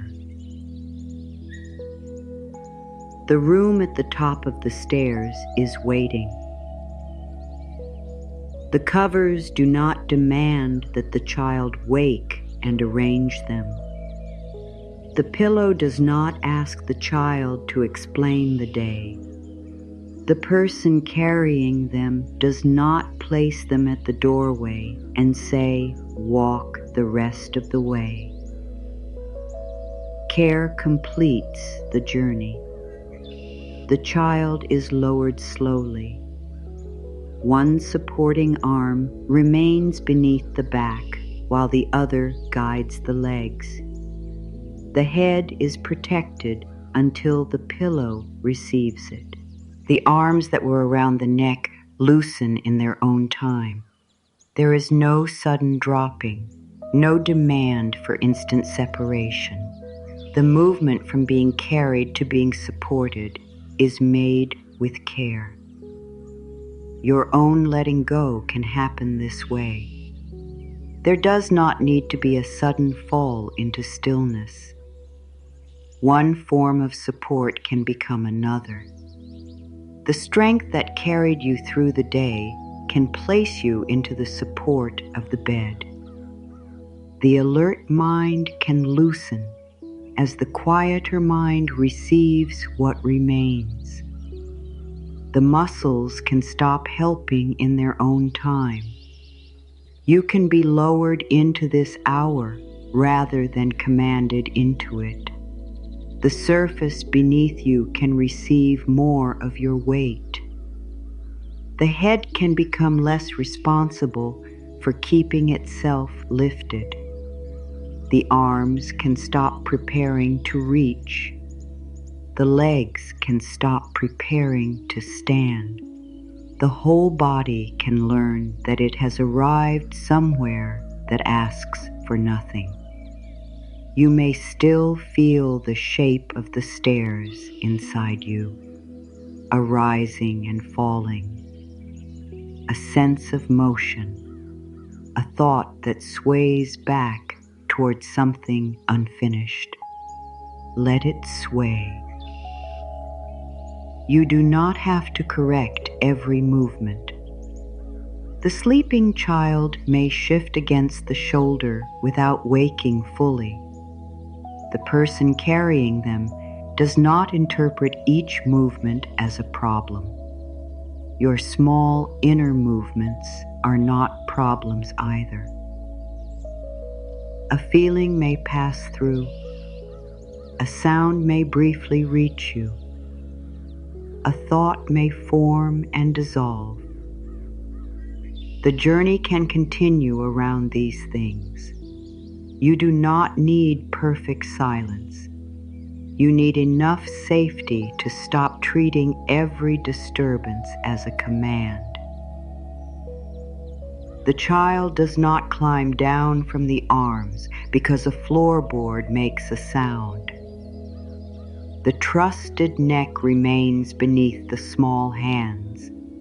The shoulder remains under the cheek. The arms remain around the body. Support does not disappear because awareness flickers. Let this be understood slowly. You do not lose key when a worry returns. You do not lose progress when tension is noticed. You do not lose the path because you are not fully peaceful. You can be carried while uncertain. You can be supported while doubtful. You can move towards sleep while part of you is still learning how. No part of you must be left behind. The part that wants control can be carried. The part that fears tomorrow can be carried. The part that still hears today's voices can be carried. The part that feels lonely can be carried. The part that does not believe these words yet can be carried. Care does not require agreement from every part of you. It only asks for a little less resistance, a little less lifting of your own weight, a little less effort to remain fully awake, a little willingness to let the next unseen step happen without your direction. The small body in trusted arms does not decide when to relax each finger. It does not issue instructions to the neck or jaw. Release appears because the need for effort has ended. You can let the need end before the feeling of effort ends. That is important. You do not have to wait until you feel completely safe before asking less of yourself. You can stop demanding now while safety is still becoming believable. You can stop reviewing now while the mind is still moving. You can stop solving now while questions remain. The end of effort can come before the end of tension. Tension may need time to receive the message. Let the message be patient. The journey is no longer yours to manage. The day has been carried far enough. Your body can become the sleeping child now. Your mind can place its arms around something steady. Your heart can rest its face against a support that does not ask for words. The part of you that fears being too heavy can hear this clearly.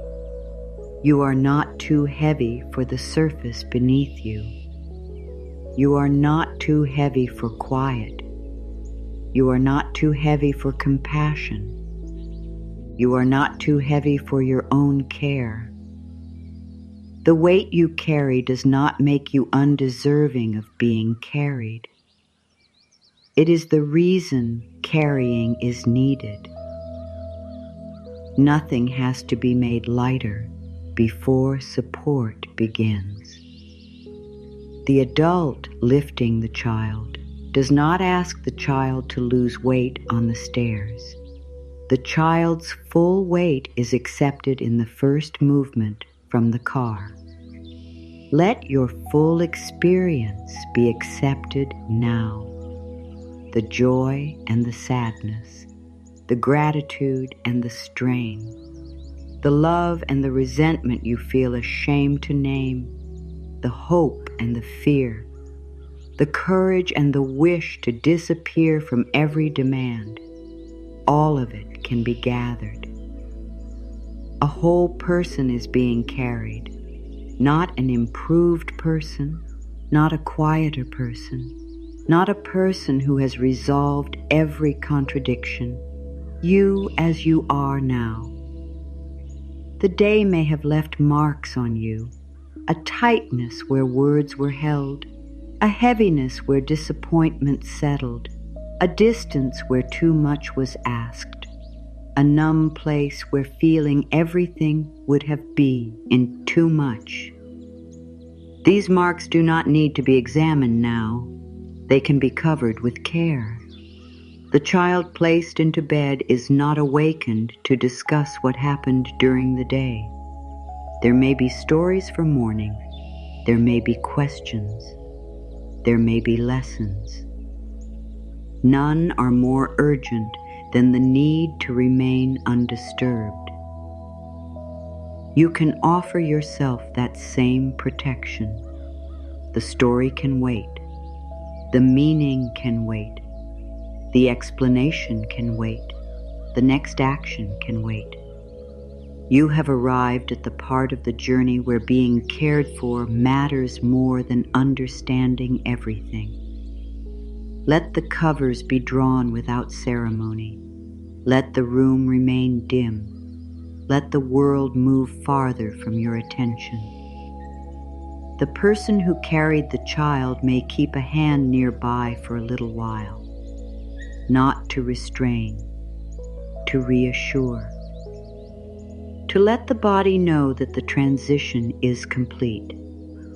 You can imagine that kind of steadiness near you, not a force pressing you down, a presence saying there is nowhere else you need to go. You are no longer between places. You are no longer in the car. You are no longer on the stairs. You have reached the room. The day cannot ask you to return to it. Its doors have closed behind you. What remains does not require an answer now. This is where the central truth can be given to the deepest part of you, not as a command, not as a test of belief, as a sentence simple enough to rest inside. I am carried safely beyond this day. You do not have to force the words to feel true. Let them rest near you. Let them be no heavier than the hand that stays beside a sleeping child. I am carried safely beyond this day. The mind may offer objections. It may say that no one can carry what belongs to you. It may say morning will return with the same concerns. It may remind you that some responsibilities cannot be given away. Those thoughts do not need to be argued with. The sentence does not promise that you will never carry anything else. It only says you do not have to carry yourself consciously through every dark hour. You can cross this distance without watching every step. You can let life continue its quiet work. You can be carried from strain toward whatever renewal is possible. I am carried safely beyond this day. 3 offerings of the same truth. No pressure to repeat them. No demand to make them perfect. They have been placed beside you. They can remain even if you do nothing with them. A part of you may still say, I do not know how to let go. That part can be met kindly. You do not need to know how. The sleeping child does not study the skill of being carried. The body becomes heavy because it no longer has enough reason to remain tense. You do not have to create complete surrender. A smaller willingness is enough. I can let support take a little weight. That is enough. A little weight from the forehead. A little weight from the jaw. A little weight from the chest. A little weight from the hands that have done so much. You do not have to release everything. You can stop lifting everything. There is a difference. What remains can be supported beneath you. What aches can be carried without being solved. What is uncertain can travel through the dark without your supervision. You are not required to know the way. You are no longer the one watching the stairs. You are the one whose head can lower, the one whose hands can loosen, the one who does not have to wake before reaching safety. The care around you does not need applause. It does not need proof that you received it correctly. It only continues. Steady beneath your weight, patient with your resistance. Careful with the places that have been overused. You can become less involved now. The next part belongs to the body. The next part belongs to quiet. The next part belongs to the hours that know how to pass without being directed. You have been carried far enough to stop looking back at the car. The stairs are behind you. The room has received you. Nothing more is required before your whole body begins to understand. The room has received you, and now the body can be met one place at a time. Nothing needs to happen quickly. The child who was carried from the car is no longer being moved through the house. The careful steps have ended. The arms that brought the small body upward have completed their task. The pillow is beneath the head. The bed supports the back, the legs, the heels, and every place that no longer needs to remain ready. A trusted hand stays close, not because danger is expected, because the body sometimes needs a little time to understand that the journey is over. Your body may need that time too. It has followed the pace of the day for many hours. It has moved when you told it to move. It has remained seated when it wanted to change position. It has kept your voice steady. It has held your face together. It has carried emotions while your hands completed ordinary work. It has not betrayed you by becoming heavy. It has served you. Let gratitude reach it before any request for release. Your forehead has worked hard. It has narrowed around problems. It has lifted when you tried to look interested despite having little energy left. It has gathered when something did not make sense. It has tried to think one step ahead. Thank your forehead for trying to understand so much. It does not need to find another answer. Let the skin across the brow become less involved. Let the space above the eyes stop reaching forward. The day is no longer asking to be figured out. Your eyes have taken in more than images. They have watched reactions. They have searched for signs. They have remained open when they wanted darkness. They have looked at screens, faces, rooms, roads, and all the details that required attention. Thank your eyes for staying with you. They do not have to keep checking the room. They do not have to see the next hour arrive. Let the small muscles around them release their watch. Let the lids become as heavy as the sleeping child's head against a familiar shoulder.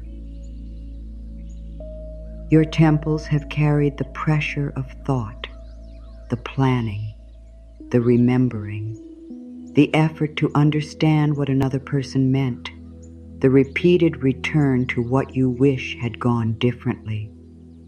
Thank your temples for containing so much movement. They do not need to keep the whole day close. Let the pressure spread outward and lose its shape. Let thought become less pointed. Your cheeks have carried expressions for other people. They have lifted into smiles. They have remained still when you were hurt. They have helped you look composed when your inner world felt less certain. Thank your face for helping you move through the hours. It does not need to communicate anything now. No one is reading it.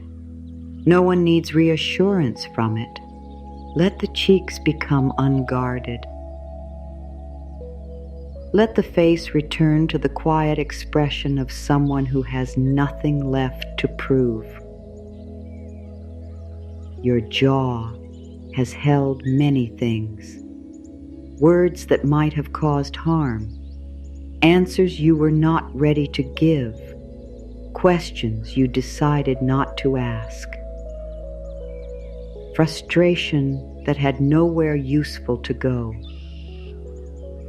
Thank your jaw for helping you choose your moments. It no longer needs to protect the room from what you feel. Let the teeth move apart. Let the tongue settle without preparing another sentence. Let the hinge near each ear stop carrying the conversation. Your mouth has spoken enough. It has explained, answered, encouraged, agreed, corrected, and tried to say the right thing. It may have remained silent when silence required more strength than speaking. Thank your mouth for every word it carried. It does not need to make meaning now. Let the lips meet without effort. Let the next breath pass without being shaped into language. Your throat has been a narrow place for many feelings. It has carried the ache of holding back tears. It has tightened around words you could not safely say. It has remained open enough for you to keep speaking when emotion was close. Thank your throat for protecting what was tender. It does not have to hold anything in place. Let the passage become easier. Let the unsaid remain unsaid until another time. Nothing must be expressed before you can drift deeper. Your neck has kept your head upright through every demand. It has turned toward voices. It has leaned toward work. It has stayed firm while your thoughts became heavier. Thank your neck for carrying what it could. It can stop proving that you are awake. Let the back of the head sink farther into support. Let the muscles along the sides of the neck stop lifting. You have already reached the room. Your shoulders have carried what others could see and what they could not. They have risen around worry. They have braced before difficult moments. They have stayed ready to take on one more thing. Thank your shoulders for trying to protect your heart and hands. They are no longer needed as armor. Let the right shoulder become heavier. Let the left shoulder follow.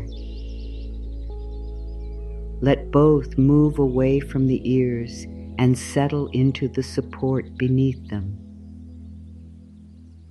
The arms that carried the day can be carried now. Your upper arms have reached, lifted, held, and steadied. They have drawn people closer. They have moved things out of the way. They have helped you complete work long after enthusiasm had gone. Thank them for their strength. They do not need to hold themselves ready. Let their weight move downward. Let the bed receive what the muscles no longer need to carry. Your elbows have bent around hundreds of small actions. They have brought things toward you and moved things away. They have helped you create space and close distance. Thank them for every quiet movement. they may become still. There is nowhere else to reach. Your forearms have supported the hands that did so much. They have held devices, bags, dishes, papers, handles, and all the ordinary objects through which a life is managed. Thank them for their steady service. Let them grow warm and unguarded. Let their weight be complete. Your wrists have adjusted constantly. They have turned, lifted, carried, and balanced.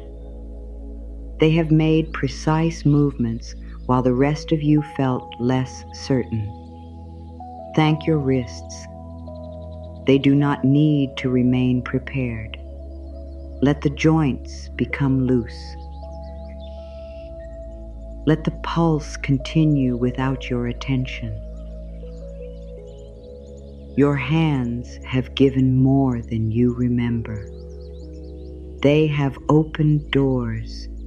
They have cleaned. They have prepared. They have typed. They have offered comfort. They have held things together. They have reached toward others even when you needed someone to reach toward you. Thank your hands for every form of care they gave. They do not have to fix anything. They do not have to hold the future. Let the palms open in whatever way feels natural. Let each finger lose the small effort of being ready. The sleeping child's fingers loosen around the trusted neck when the pillow takes the weight. Your fingers can loosen too. The thumbs can stop pressing. The first fingers can stop pointing toward what comes next. The middle fingers can release their hidden tension. The ring fingers can become quiet. The smallest fingers can curl or open without instruction. Every hand can become the hand of someone who has finished helping for the day. Your upper back has supported the image of strength. It has stayed straight when you wanted to fold inward. It has carried the posture of someone who could manage. Thank your upper back for helping you appear steady. It no longer has to hold that shape. Let the spaces around the shoulder blades widen. Let the muscles stop drawing everything together. You are not required to look capable here. Your middle back has carried the movement of every breath. It has adjusted to chairs, roads, standing, leaning, and all the positions demanded by the hours. Thank it for adapting. It can stop preparing for the next position. The surface beneath you will keep meeting it. Your lower back has carried more than physical weight. It has tightened when you felt unsupported. It has worked harder when you believed there was no one else to rely on. Thank it for keeping you upright. It does not need to carry the whole structure alone. Let the support beneath you rise to meet it. Let the muscles release their claim on tomorrow. Your chest has held courage and fear in the same place. It has expanded around laughter.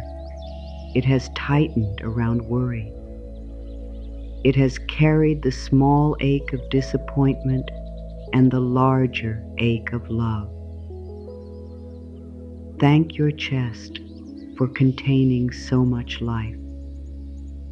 It does not need to become empty. It only needs room. Let the next exhale leave without being followed. Let the ribs fall back toward their natural place.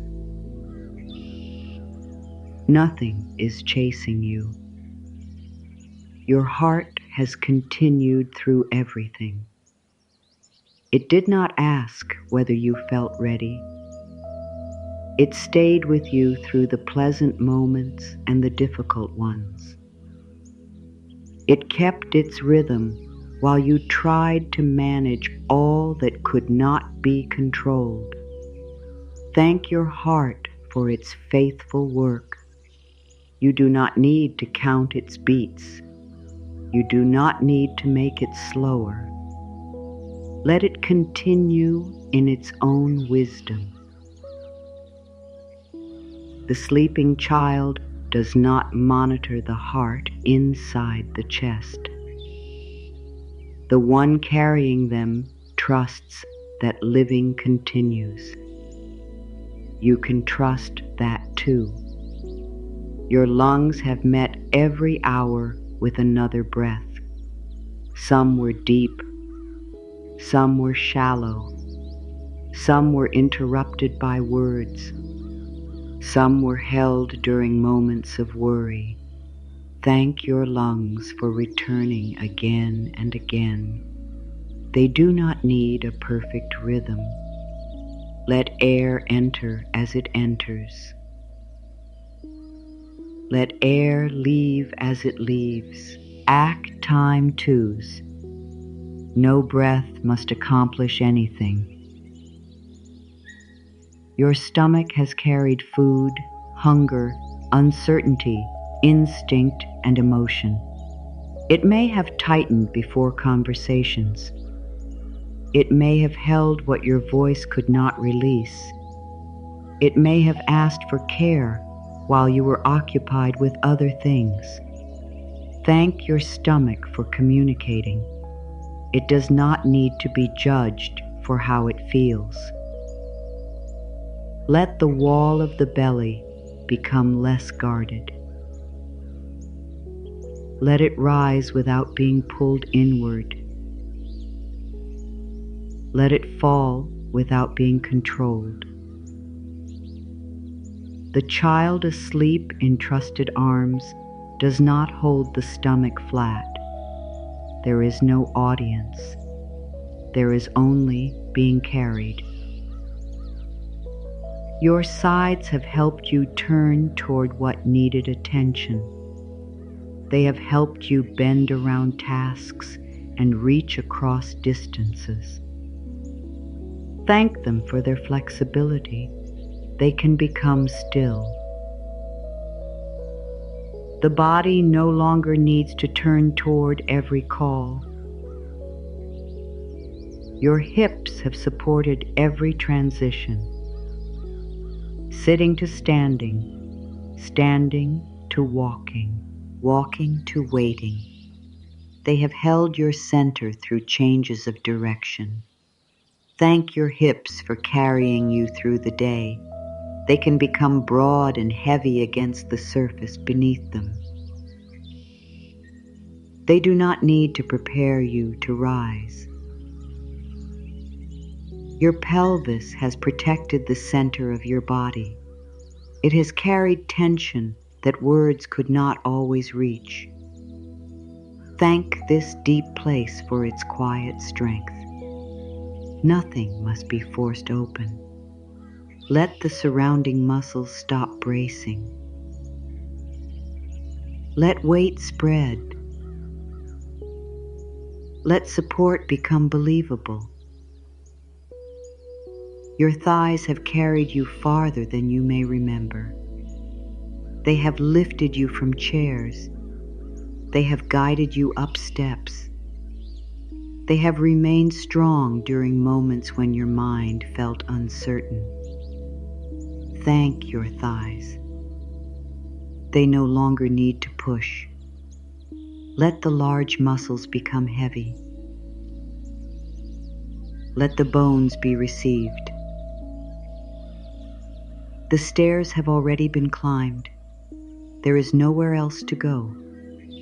Your knees have bent for you all day. They have absorbed movement. They have helped you lower and rise. They have kept adjusting beneath the weight you carried. Thank your knees for their patience. They can stop preparing for the next step. Let the spaces behind them become easier. Let the joints be still. Your calves have moved you through rooms and across distances.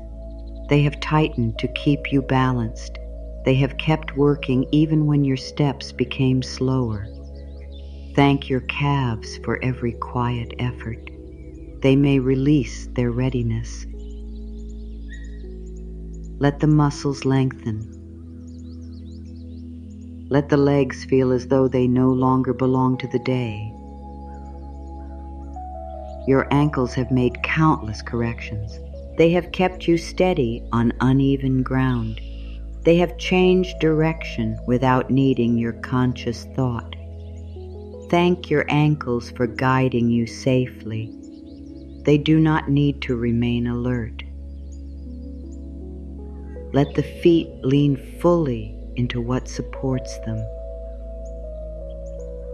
Your heels have met the ground again and again. They have received the impact of movement. They have carried you away from places and toward places. Thank your heels. They can sink. No new path begins here. The soles of your feet have known every floor beneath the day. Cold surfaces, warm surfaces, hard surfaces, familiar rooms, places where you hurried, places where you waited. Thank your feet for bringing you to this bed. They have completed their journey. They do not need to remember the road. Your toes have gripped without your awareness. They have helped you balance. They have curled around tension. Thank them for every small adjustment. They can become loose. They can become still. The whole body has been thanked, not commanded, not corrected, thanked. The child beneath the covers is not examined for tension. The trusted person does not move from place to place asking why each muscle has not released. The body is given warmth, quiet, and time. Give yourself the same patience. Some places may already feel heavier. Some may still feel guarded. No part is behind. No part has failed. The hand beside the sleeping child remains nearby without demanding anything. Let kindness remain near you in the same way. The face can be quiet. The neck can be quiet. The shoulders can be quiet. The arms can be quiet. The hands can be quiet. The back can be quiet. The chest can be quiet. The belly can be quiet. The hips can be quiet. The legs can be quiet. The feet can be quiet. Every place is being given fewer instructions. Every place is being asked for less.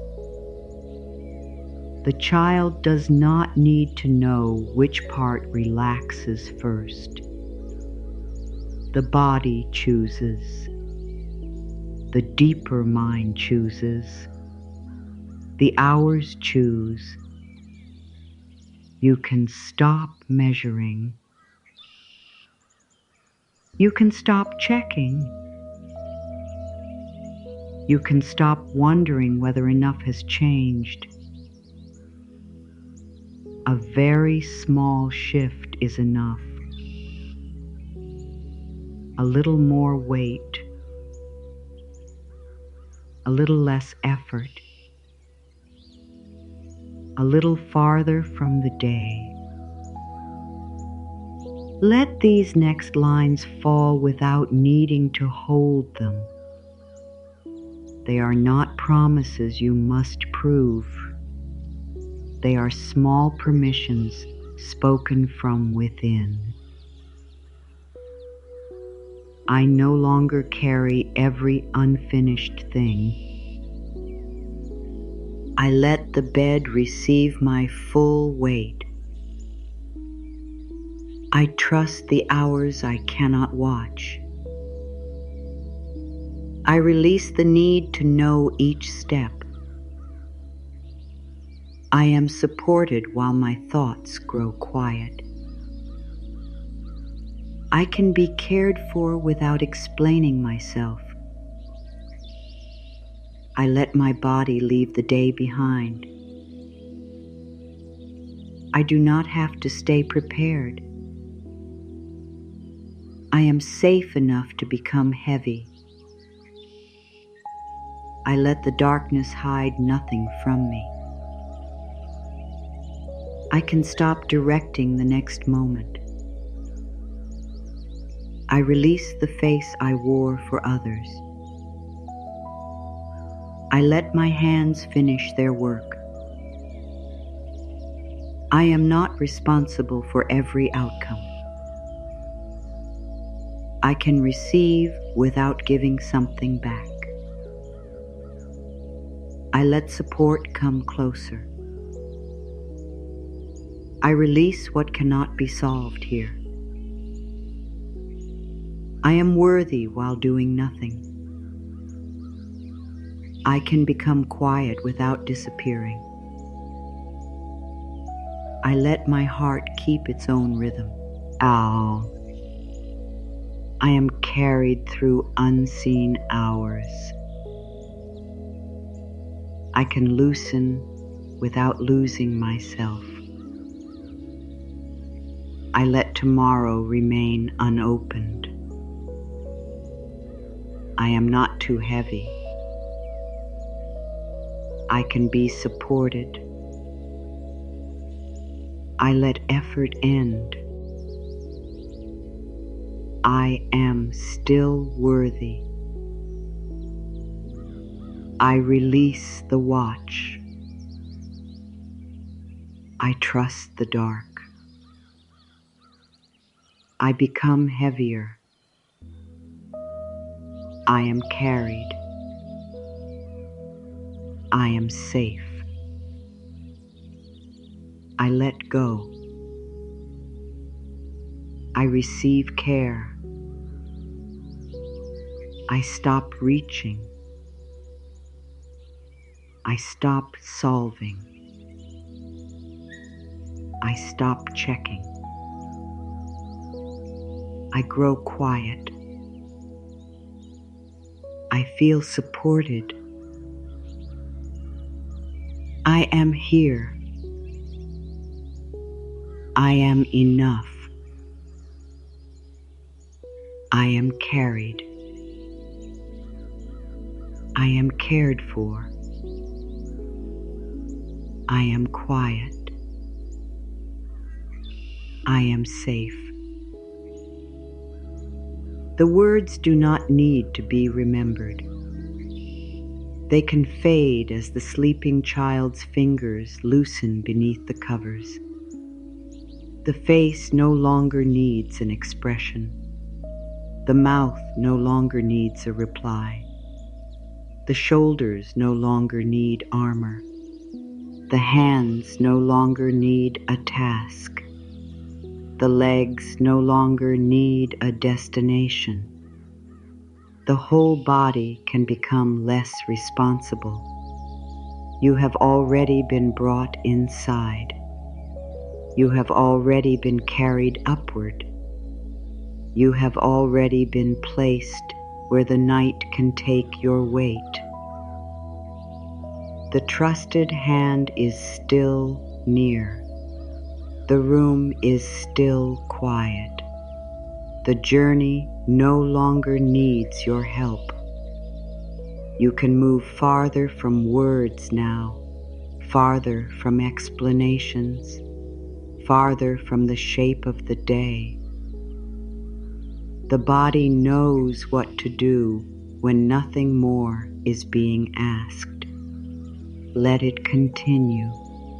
Let it become heavy. Let it become still. Let it be carried. The hand near the sleeping child does not need to remain there forever. It stays only long enough for the body to learn that it has arrived. The room is still. The stairs are behind the door. The car is no longer waiting in the dark. Nothing is moving the child from one place to another now. The journey has become complete. You have reached that place too. There is no more distance to cross inside this day. No last duty hidden at the edge of the room. No final answer that must be found before your eyes can close. You have come far enough. The part of you that kept listening can begin to hear less. The part that kept looking can begin to see less. The part that kept preparing can begin to expect less. Not because the future has become unimportant, because the future is not here. Only this supported body is here. Only this darkened room. Only the slow understanding that you are no longer being asked to continue. The child under the covers does not wonder whether the person who carried them will still care in the morning. Trust does not search for proof while the body is this heavy. The cheek remains near the pillow. The hands have forgotten the neck they held. The legs have forgotten the stairs. The whole small body has crossed from being carried into being safe enough to stay. You may cross that distance now. You do not have to keep feeling the arms in order to know that you were carried. You do not have to stay aware of support for support to remain beneath you. The bed does not vanish when your attention leaves it. The room does not disappear when thought becomes faint. The night does not need your witness. You can go where words cannot follow. Before you do, let the caring part of you hear one final truth. You made it through the hours that asked for your strength. You made it through the moments that did not go as planned. You made it through the conversation that left something unsettled. You made it through the private ache no one saw.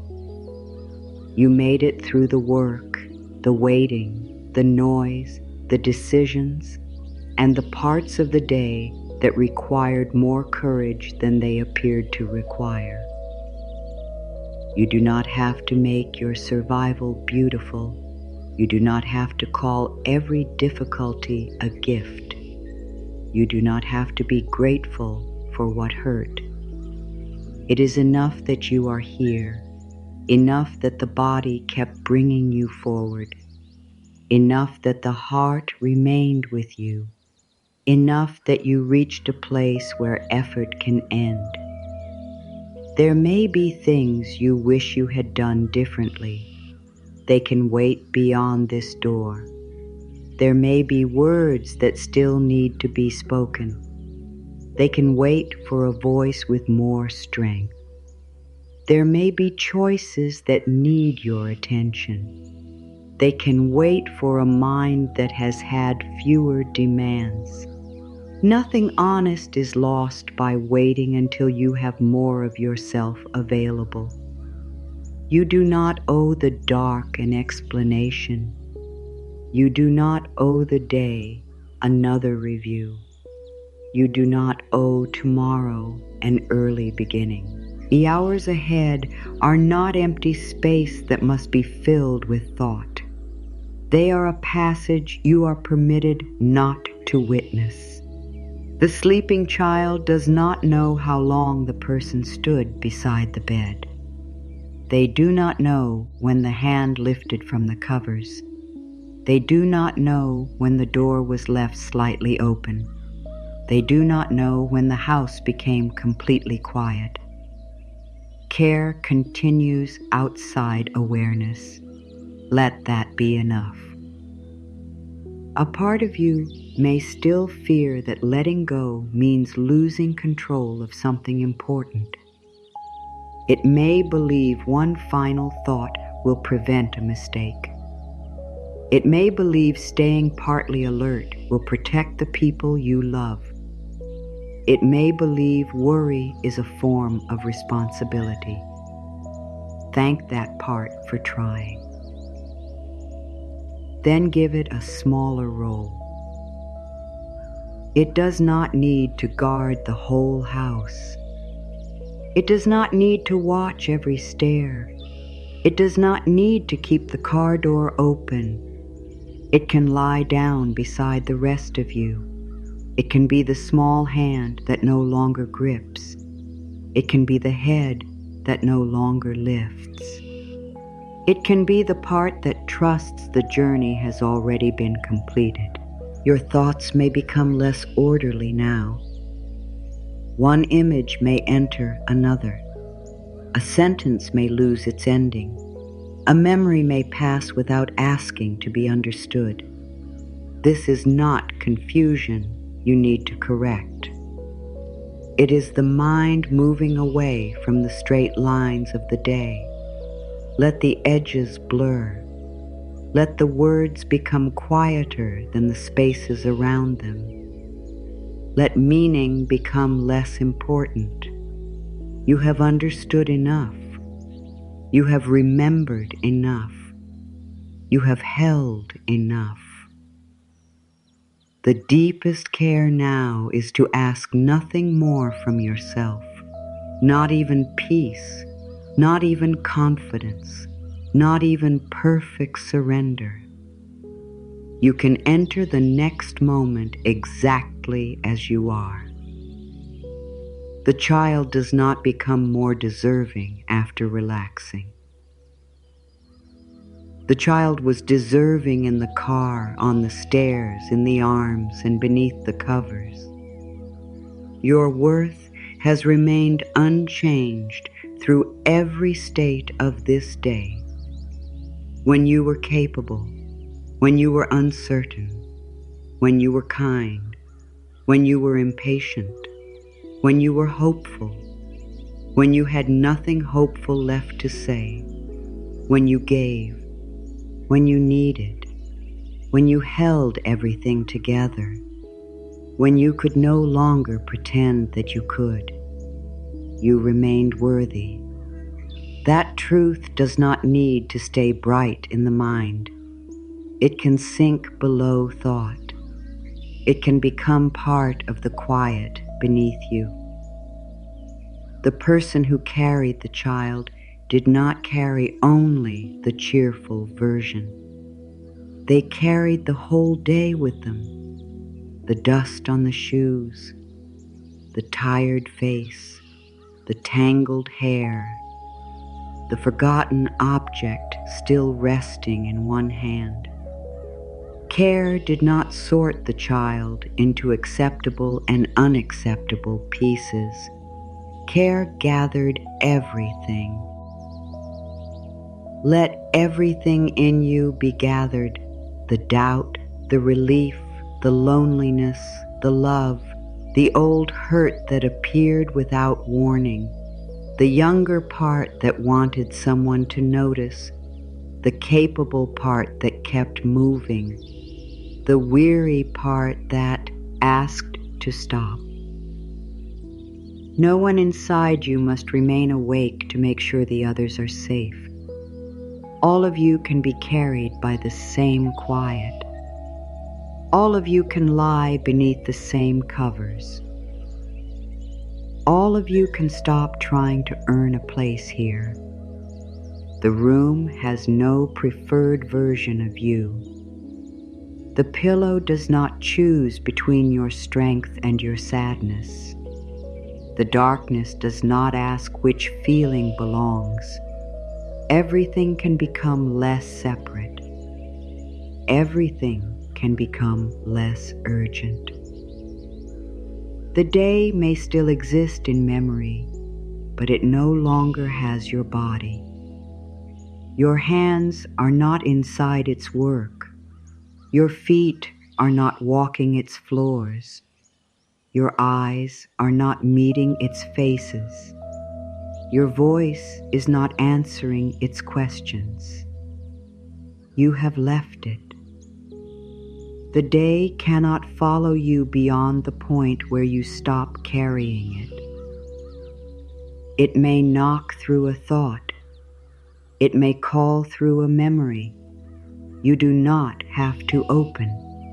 The child does not return to the car because a sound rises from below. The body remains where it was placed. Stay where you have been placed, supported, covered, no longer in transit. You do not need to go back and collect the parts of the day you forgot. Nothing essential has been left behind. What belongs to you will still belong to you. What needs attention will be there when attention returns. What can change will not require you to change it in the dark. What cannot change will not become easier through another hour of strain. You can let the night contain what you cannot. You can let the hours widen around the problem. You can let distance form between you and the sharpest part of the feeling. This is not abandonment. It is mercy. You are not turning away from life. You are returning your weight to something that can support it. The body is becoming quieter now. The face has less to say. The hands have less to do. The legs have nowhere to go. The heart continues without instruction. The breath comes without being summoned. The room asks nothing. The covers ask nothing. The dark asks nothing. You can answer with nothing. No words, no plan, no effort. The sleeping child is not trying to be good, not trying to be brave, not trying to make the person who carried them proud. There is no achievement in the small, still body. There is only trust. Let trust be ordinary. Not a grand promise, not certainty about every tomorrow. Only the willingness to stop checking this moment. Only the willingness to let your weight remain where it is. Only the willingness to believe that you can be unconscious of the path and still arrive. Some part of you already knows this. It has crossed every night you have ever lived. It has entered darkness and returned to light. It has moved through hours without counting them. It has trusted the body to continue. It has let morning find you before. You do not have to create a new way. You can follow the old wisdom owls, ready living beneath thought. The wisdom that lowers the head. The wisdom that loosens the hand. The wisdom that stops listening for every sound. The wisdom that knows when enough has truly been enough. Let the last effort become unnecessary. Let the last question remain unanswered. Let the last image fade before it completes itself. You do not have to follow anything now. The person beside the child begins to move away, not because care has ended, because the child no longer needs care to remain visible. The door stays near. The house stays around them. The one who carried them is still part of the world they trust. Distance does not mean abandonment. Quiet does not mean you have been forgotten. Darkness does not mean you are alone. You may not feel held in every moment. Support can still be present. You may not feel strong. Life can still continue inside you. You may not know what morning will bring. Morning can still come without your preparation. Let the unknown become wide rather than threatening. Let it be a room you do not need to enter yet. The next day is not standing over you. It is far beyond these covers. Far beyond this breath, far beyond the thought that is already becoming difficult to finish. You have time. You have this quiet crossing. You have the right to become unreachable to ordinary demands for a while. No one needs an answer from the deepest part of you. No one needs your strength while you are being restored by stillness. The world can continue without your active care. It has its own movement, its own doors, its own hands, its own ways of carrying what cannot be carried by you. You are one person, precious, limited, human. You were never meant to remain awake inside every responsibility. You were never meant to hold each person you love through every unseen hour. You were never meant to prevent every loss, every misunderstanding, every delay, or every difficult feeling. Your love can remain real while your mind releases its watch. Your care can remain true while your hands stay still.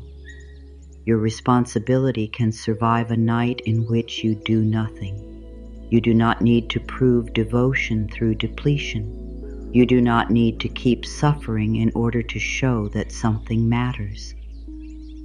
The child's trust does not reduce the love between child and parent.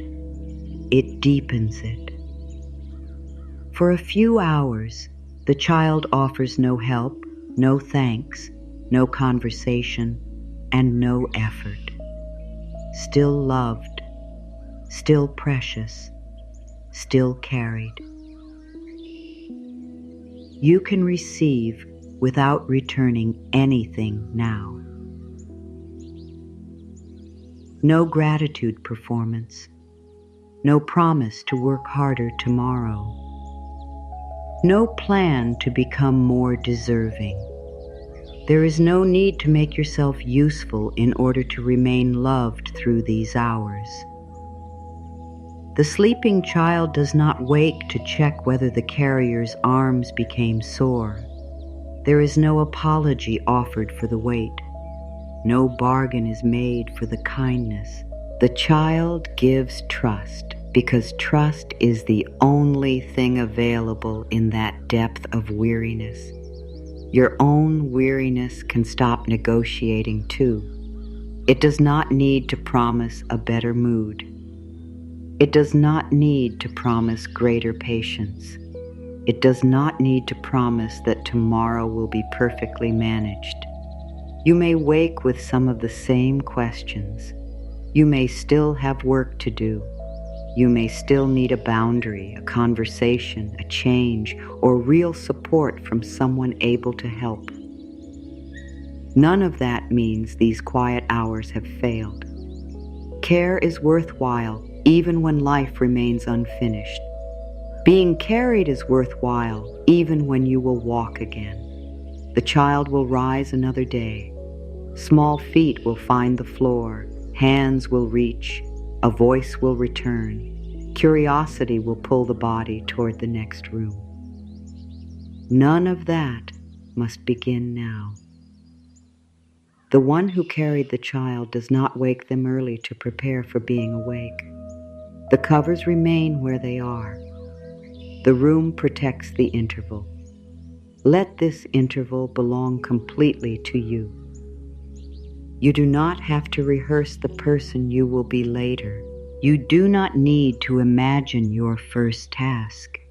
You do not need to decide how you will feel when light enters. Morning knows how to approach a quiet house. It will not need you to pull it closer. It will arrive at its own pace beyond your attention after the body has crossed enough unseen distance. You can leave your future self unburdened by instructions. That self may know something you cannot know now. That self may see a smaller problem. That self may find words that are unavailable tonight. That self may recognize a source of help. That self may still be weary and worthy of further care. Whatever comes, you do not need to become that person before the next breath leaves.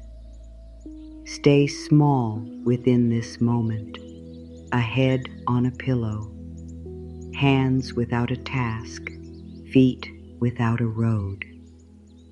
A body no longer expected to carry itself upstairs. The day taught you to expand around every demand.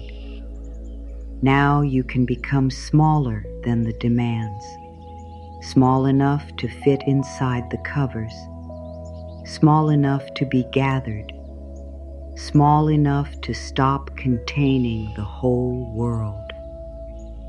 There is dignity in this smallness. It is not shrinking from life. It is returning to your true human size. You were never as large as all the responsibilities you tried to contain. You were never meant to become the house, the stairs, the road, and the arms for everyone at once. You are one living person. You can be the one carried. You can be the one whose awareness fades. You can be the one who does not know when the room becomes silent. The child's trust leaves no instructions behind. It does not say how the covers should be arranged.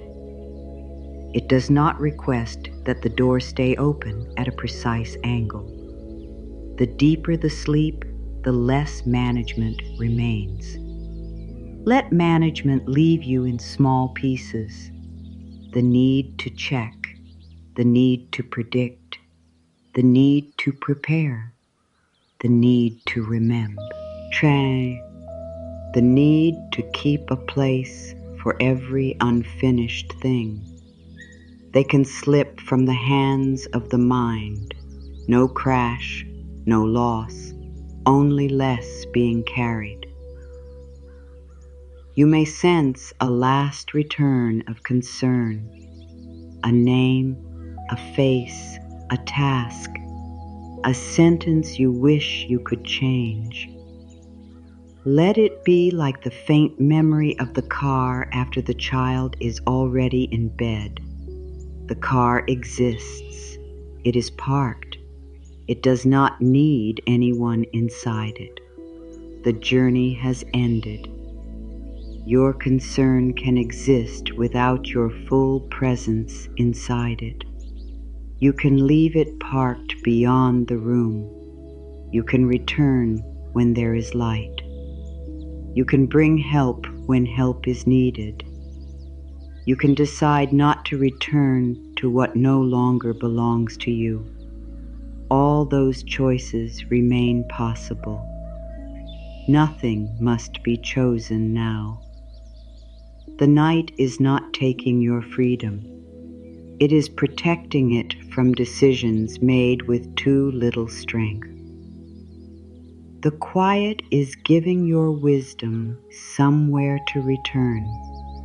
The body is being released from the duty of appearing ready. Your face can become unknown to the world. Your hands can become unavailable. Your voice can belong only to silence. This is not selfishness. It is the natural ending of a day. Every living thing has limits to what it can offer before it must draw inward. Your inward movement needs no defense. Come farther away from the outer rooms, farther from the stairs, farther from the door. The small body is settled now. The breathing has its own pace. The covers rise. The covers fall. Nothing else must happen. Let your own breathing belong to itself. You do not need to deepen it. You do not need to listen closely. It has carried you without applause. It will continue without instruction. The same is true of your heart. The same is true of the living wisdom beneath thought. You can disappear from the work without disappearing from life. You can stop participating in the night and still be protected by it. You can lose the thread of these words and lose nothing important. There is no lesson to remember, no phrase to hold tightly. The deepest message has already reached you. Weariness is not brokenness. Need is not failure. Being carried is not weakness. You have crossed enough. You can stay. You can sink. You can be quiet. You can be unknown for a while. Still loved, still worthy, still here. Soon even those words can leave. Care is not alone. It does not wait beside the bed with a record of what you owe. Let yourself be the one who receives and gives nothing back. Let yourself be the one whose only movement is the rise and fall that happens by itself. Let yourself be the one who no longer knows where one thought ended and another began. You have given enough. You have spoken enough. You have decided enough. You have watched enough. You have carried enough. Now the small vow can be placed where the day once sat. I let trusted arms carry me home. Force, The words do not ask to be repeated. They can remain once. Whole, quiet, a final action of the heart, not an action of effort, an action of release.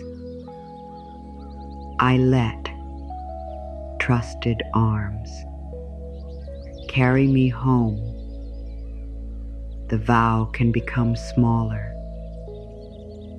Let trusted arms carry me home. The stairs are gone. The room is dark. The child is still. The house is quiet. Your forehead is quiet. Your eyes are quiet. Your mouth is quiet. Your shoulders are quiet. Your hands are quiet. Your chest is quiet. Your belly is quiet. Your legs are quiet. Your feet are quiet. Nothing is waiting inside the room. Nothing is asking from the bed. Nothing is missing from this moment. You are here. You are supported. You are no longer crossing. The day is far away. The next day is farther. Only this remains. Wait, warm, dark, quiet, carried home. No more steps, no more watching, no more answers. The hand has left the covers. The care remains. The door is near. The world is far. Your thoughts are thin. Your body is heavy. The night knows the way. You do not need to know. You do not need to follow. You do not need to remain. Let words end. Let effort end. Let the day end. You are carried. You are home. Rest now. Morning will be kind. The quiet will keep carrying you.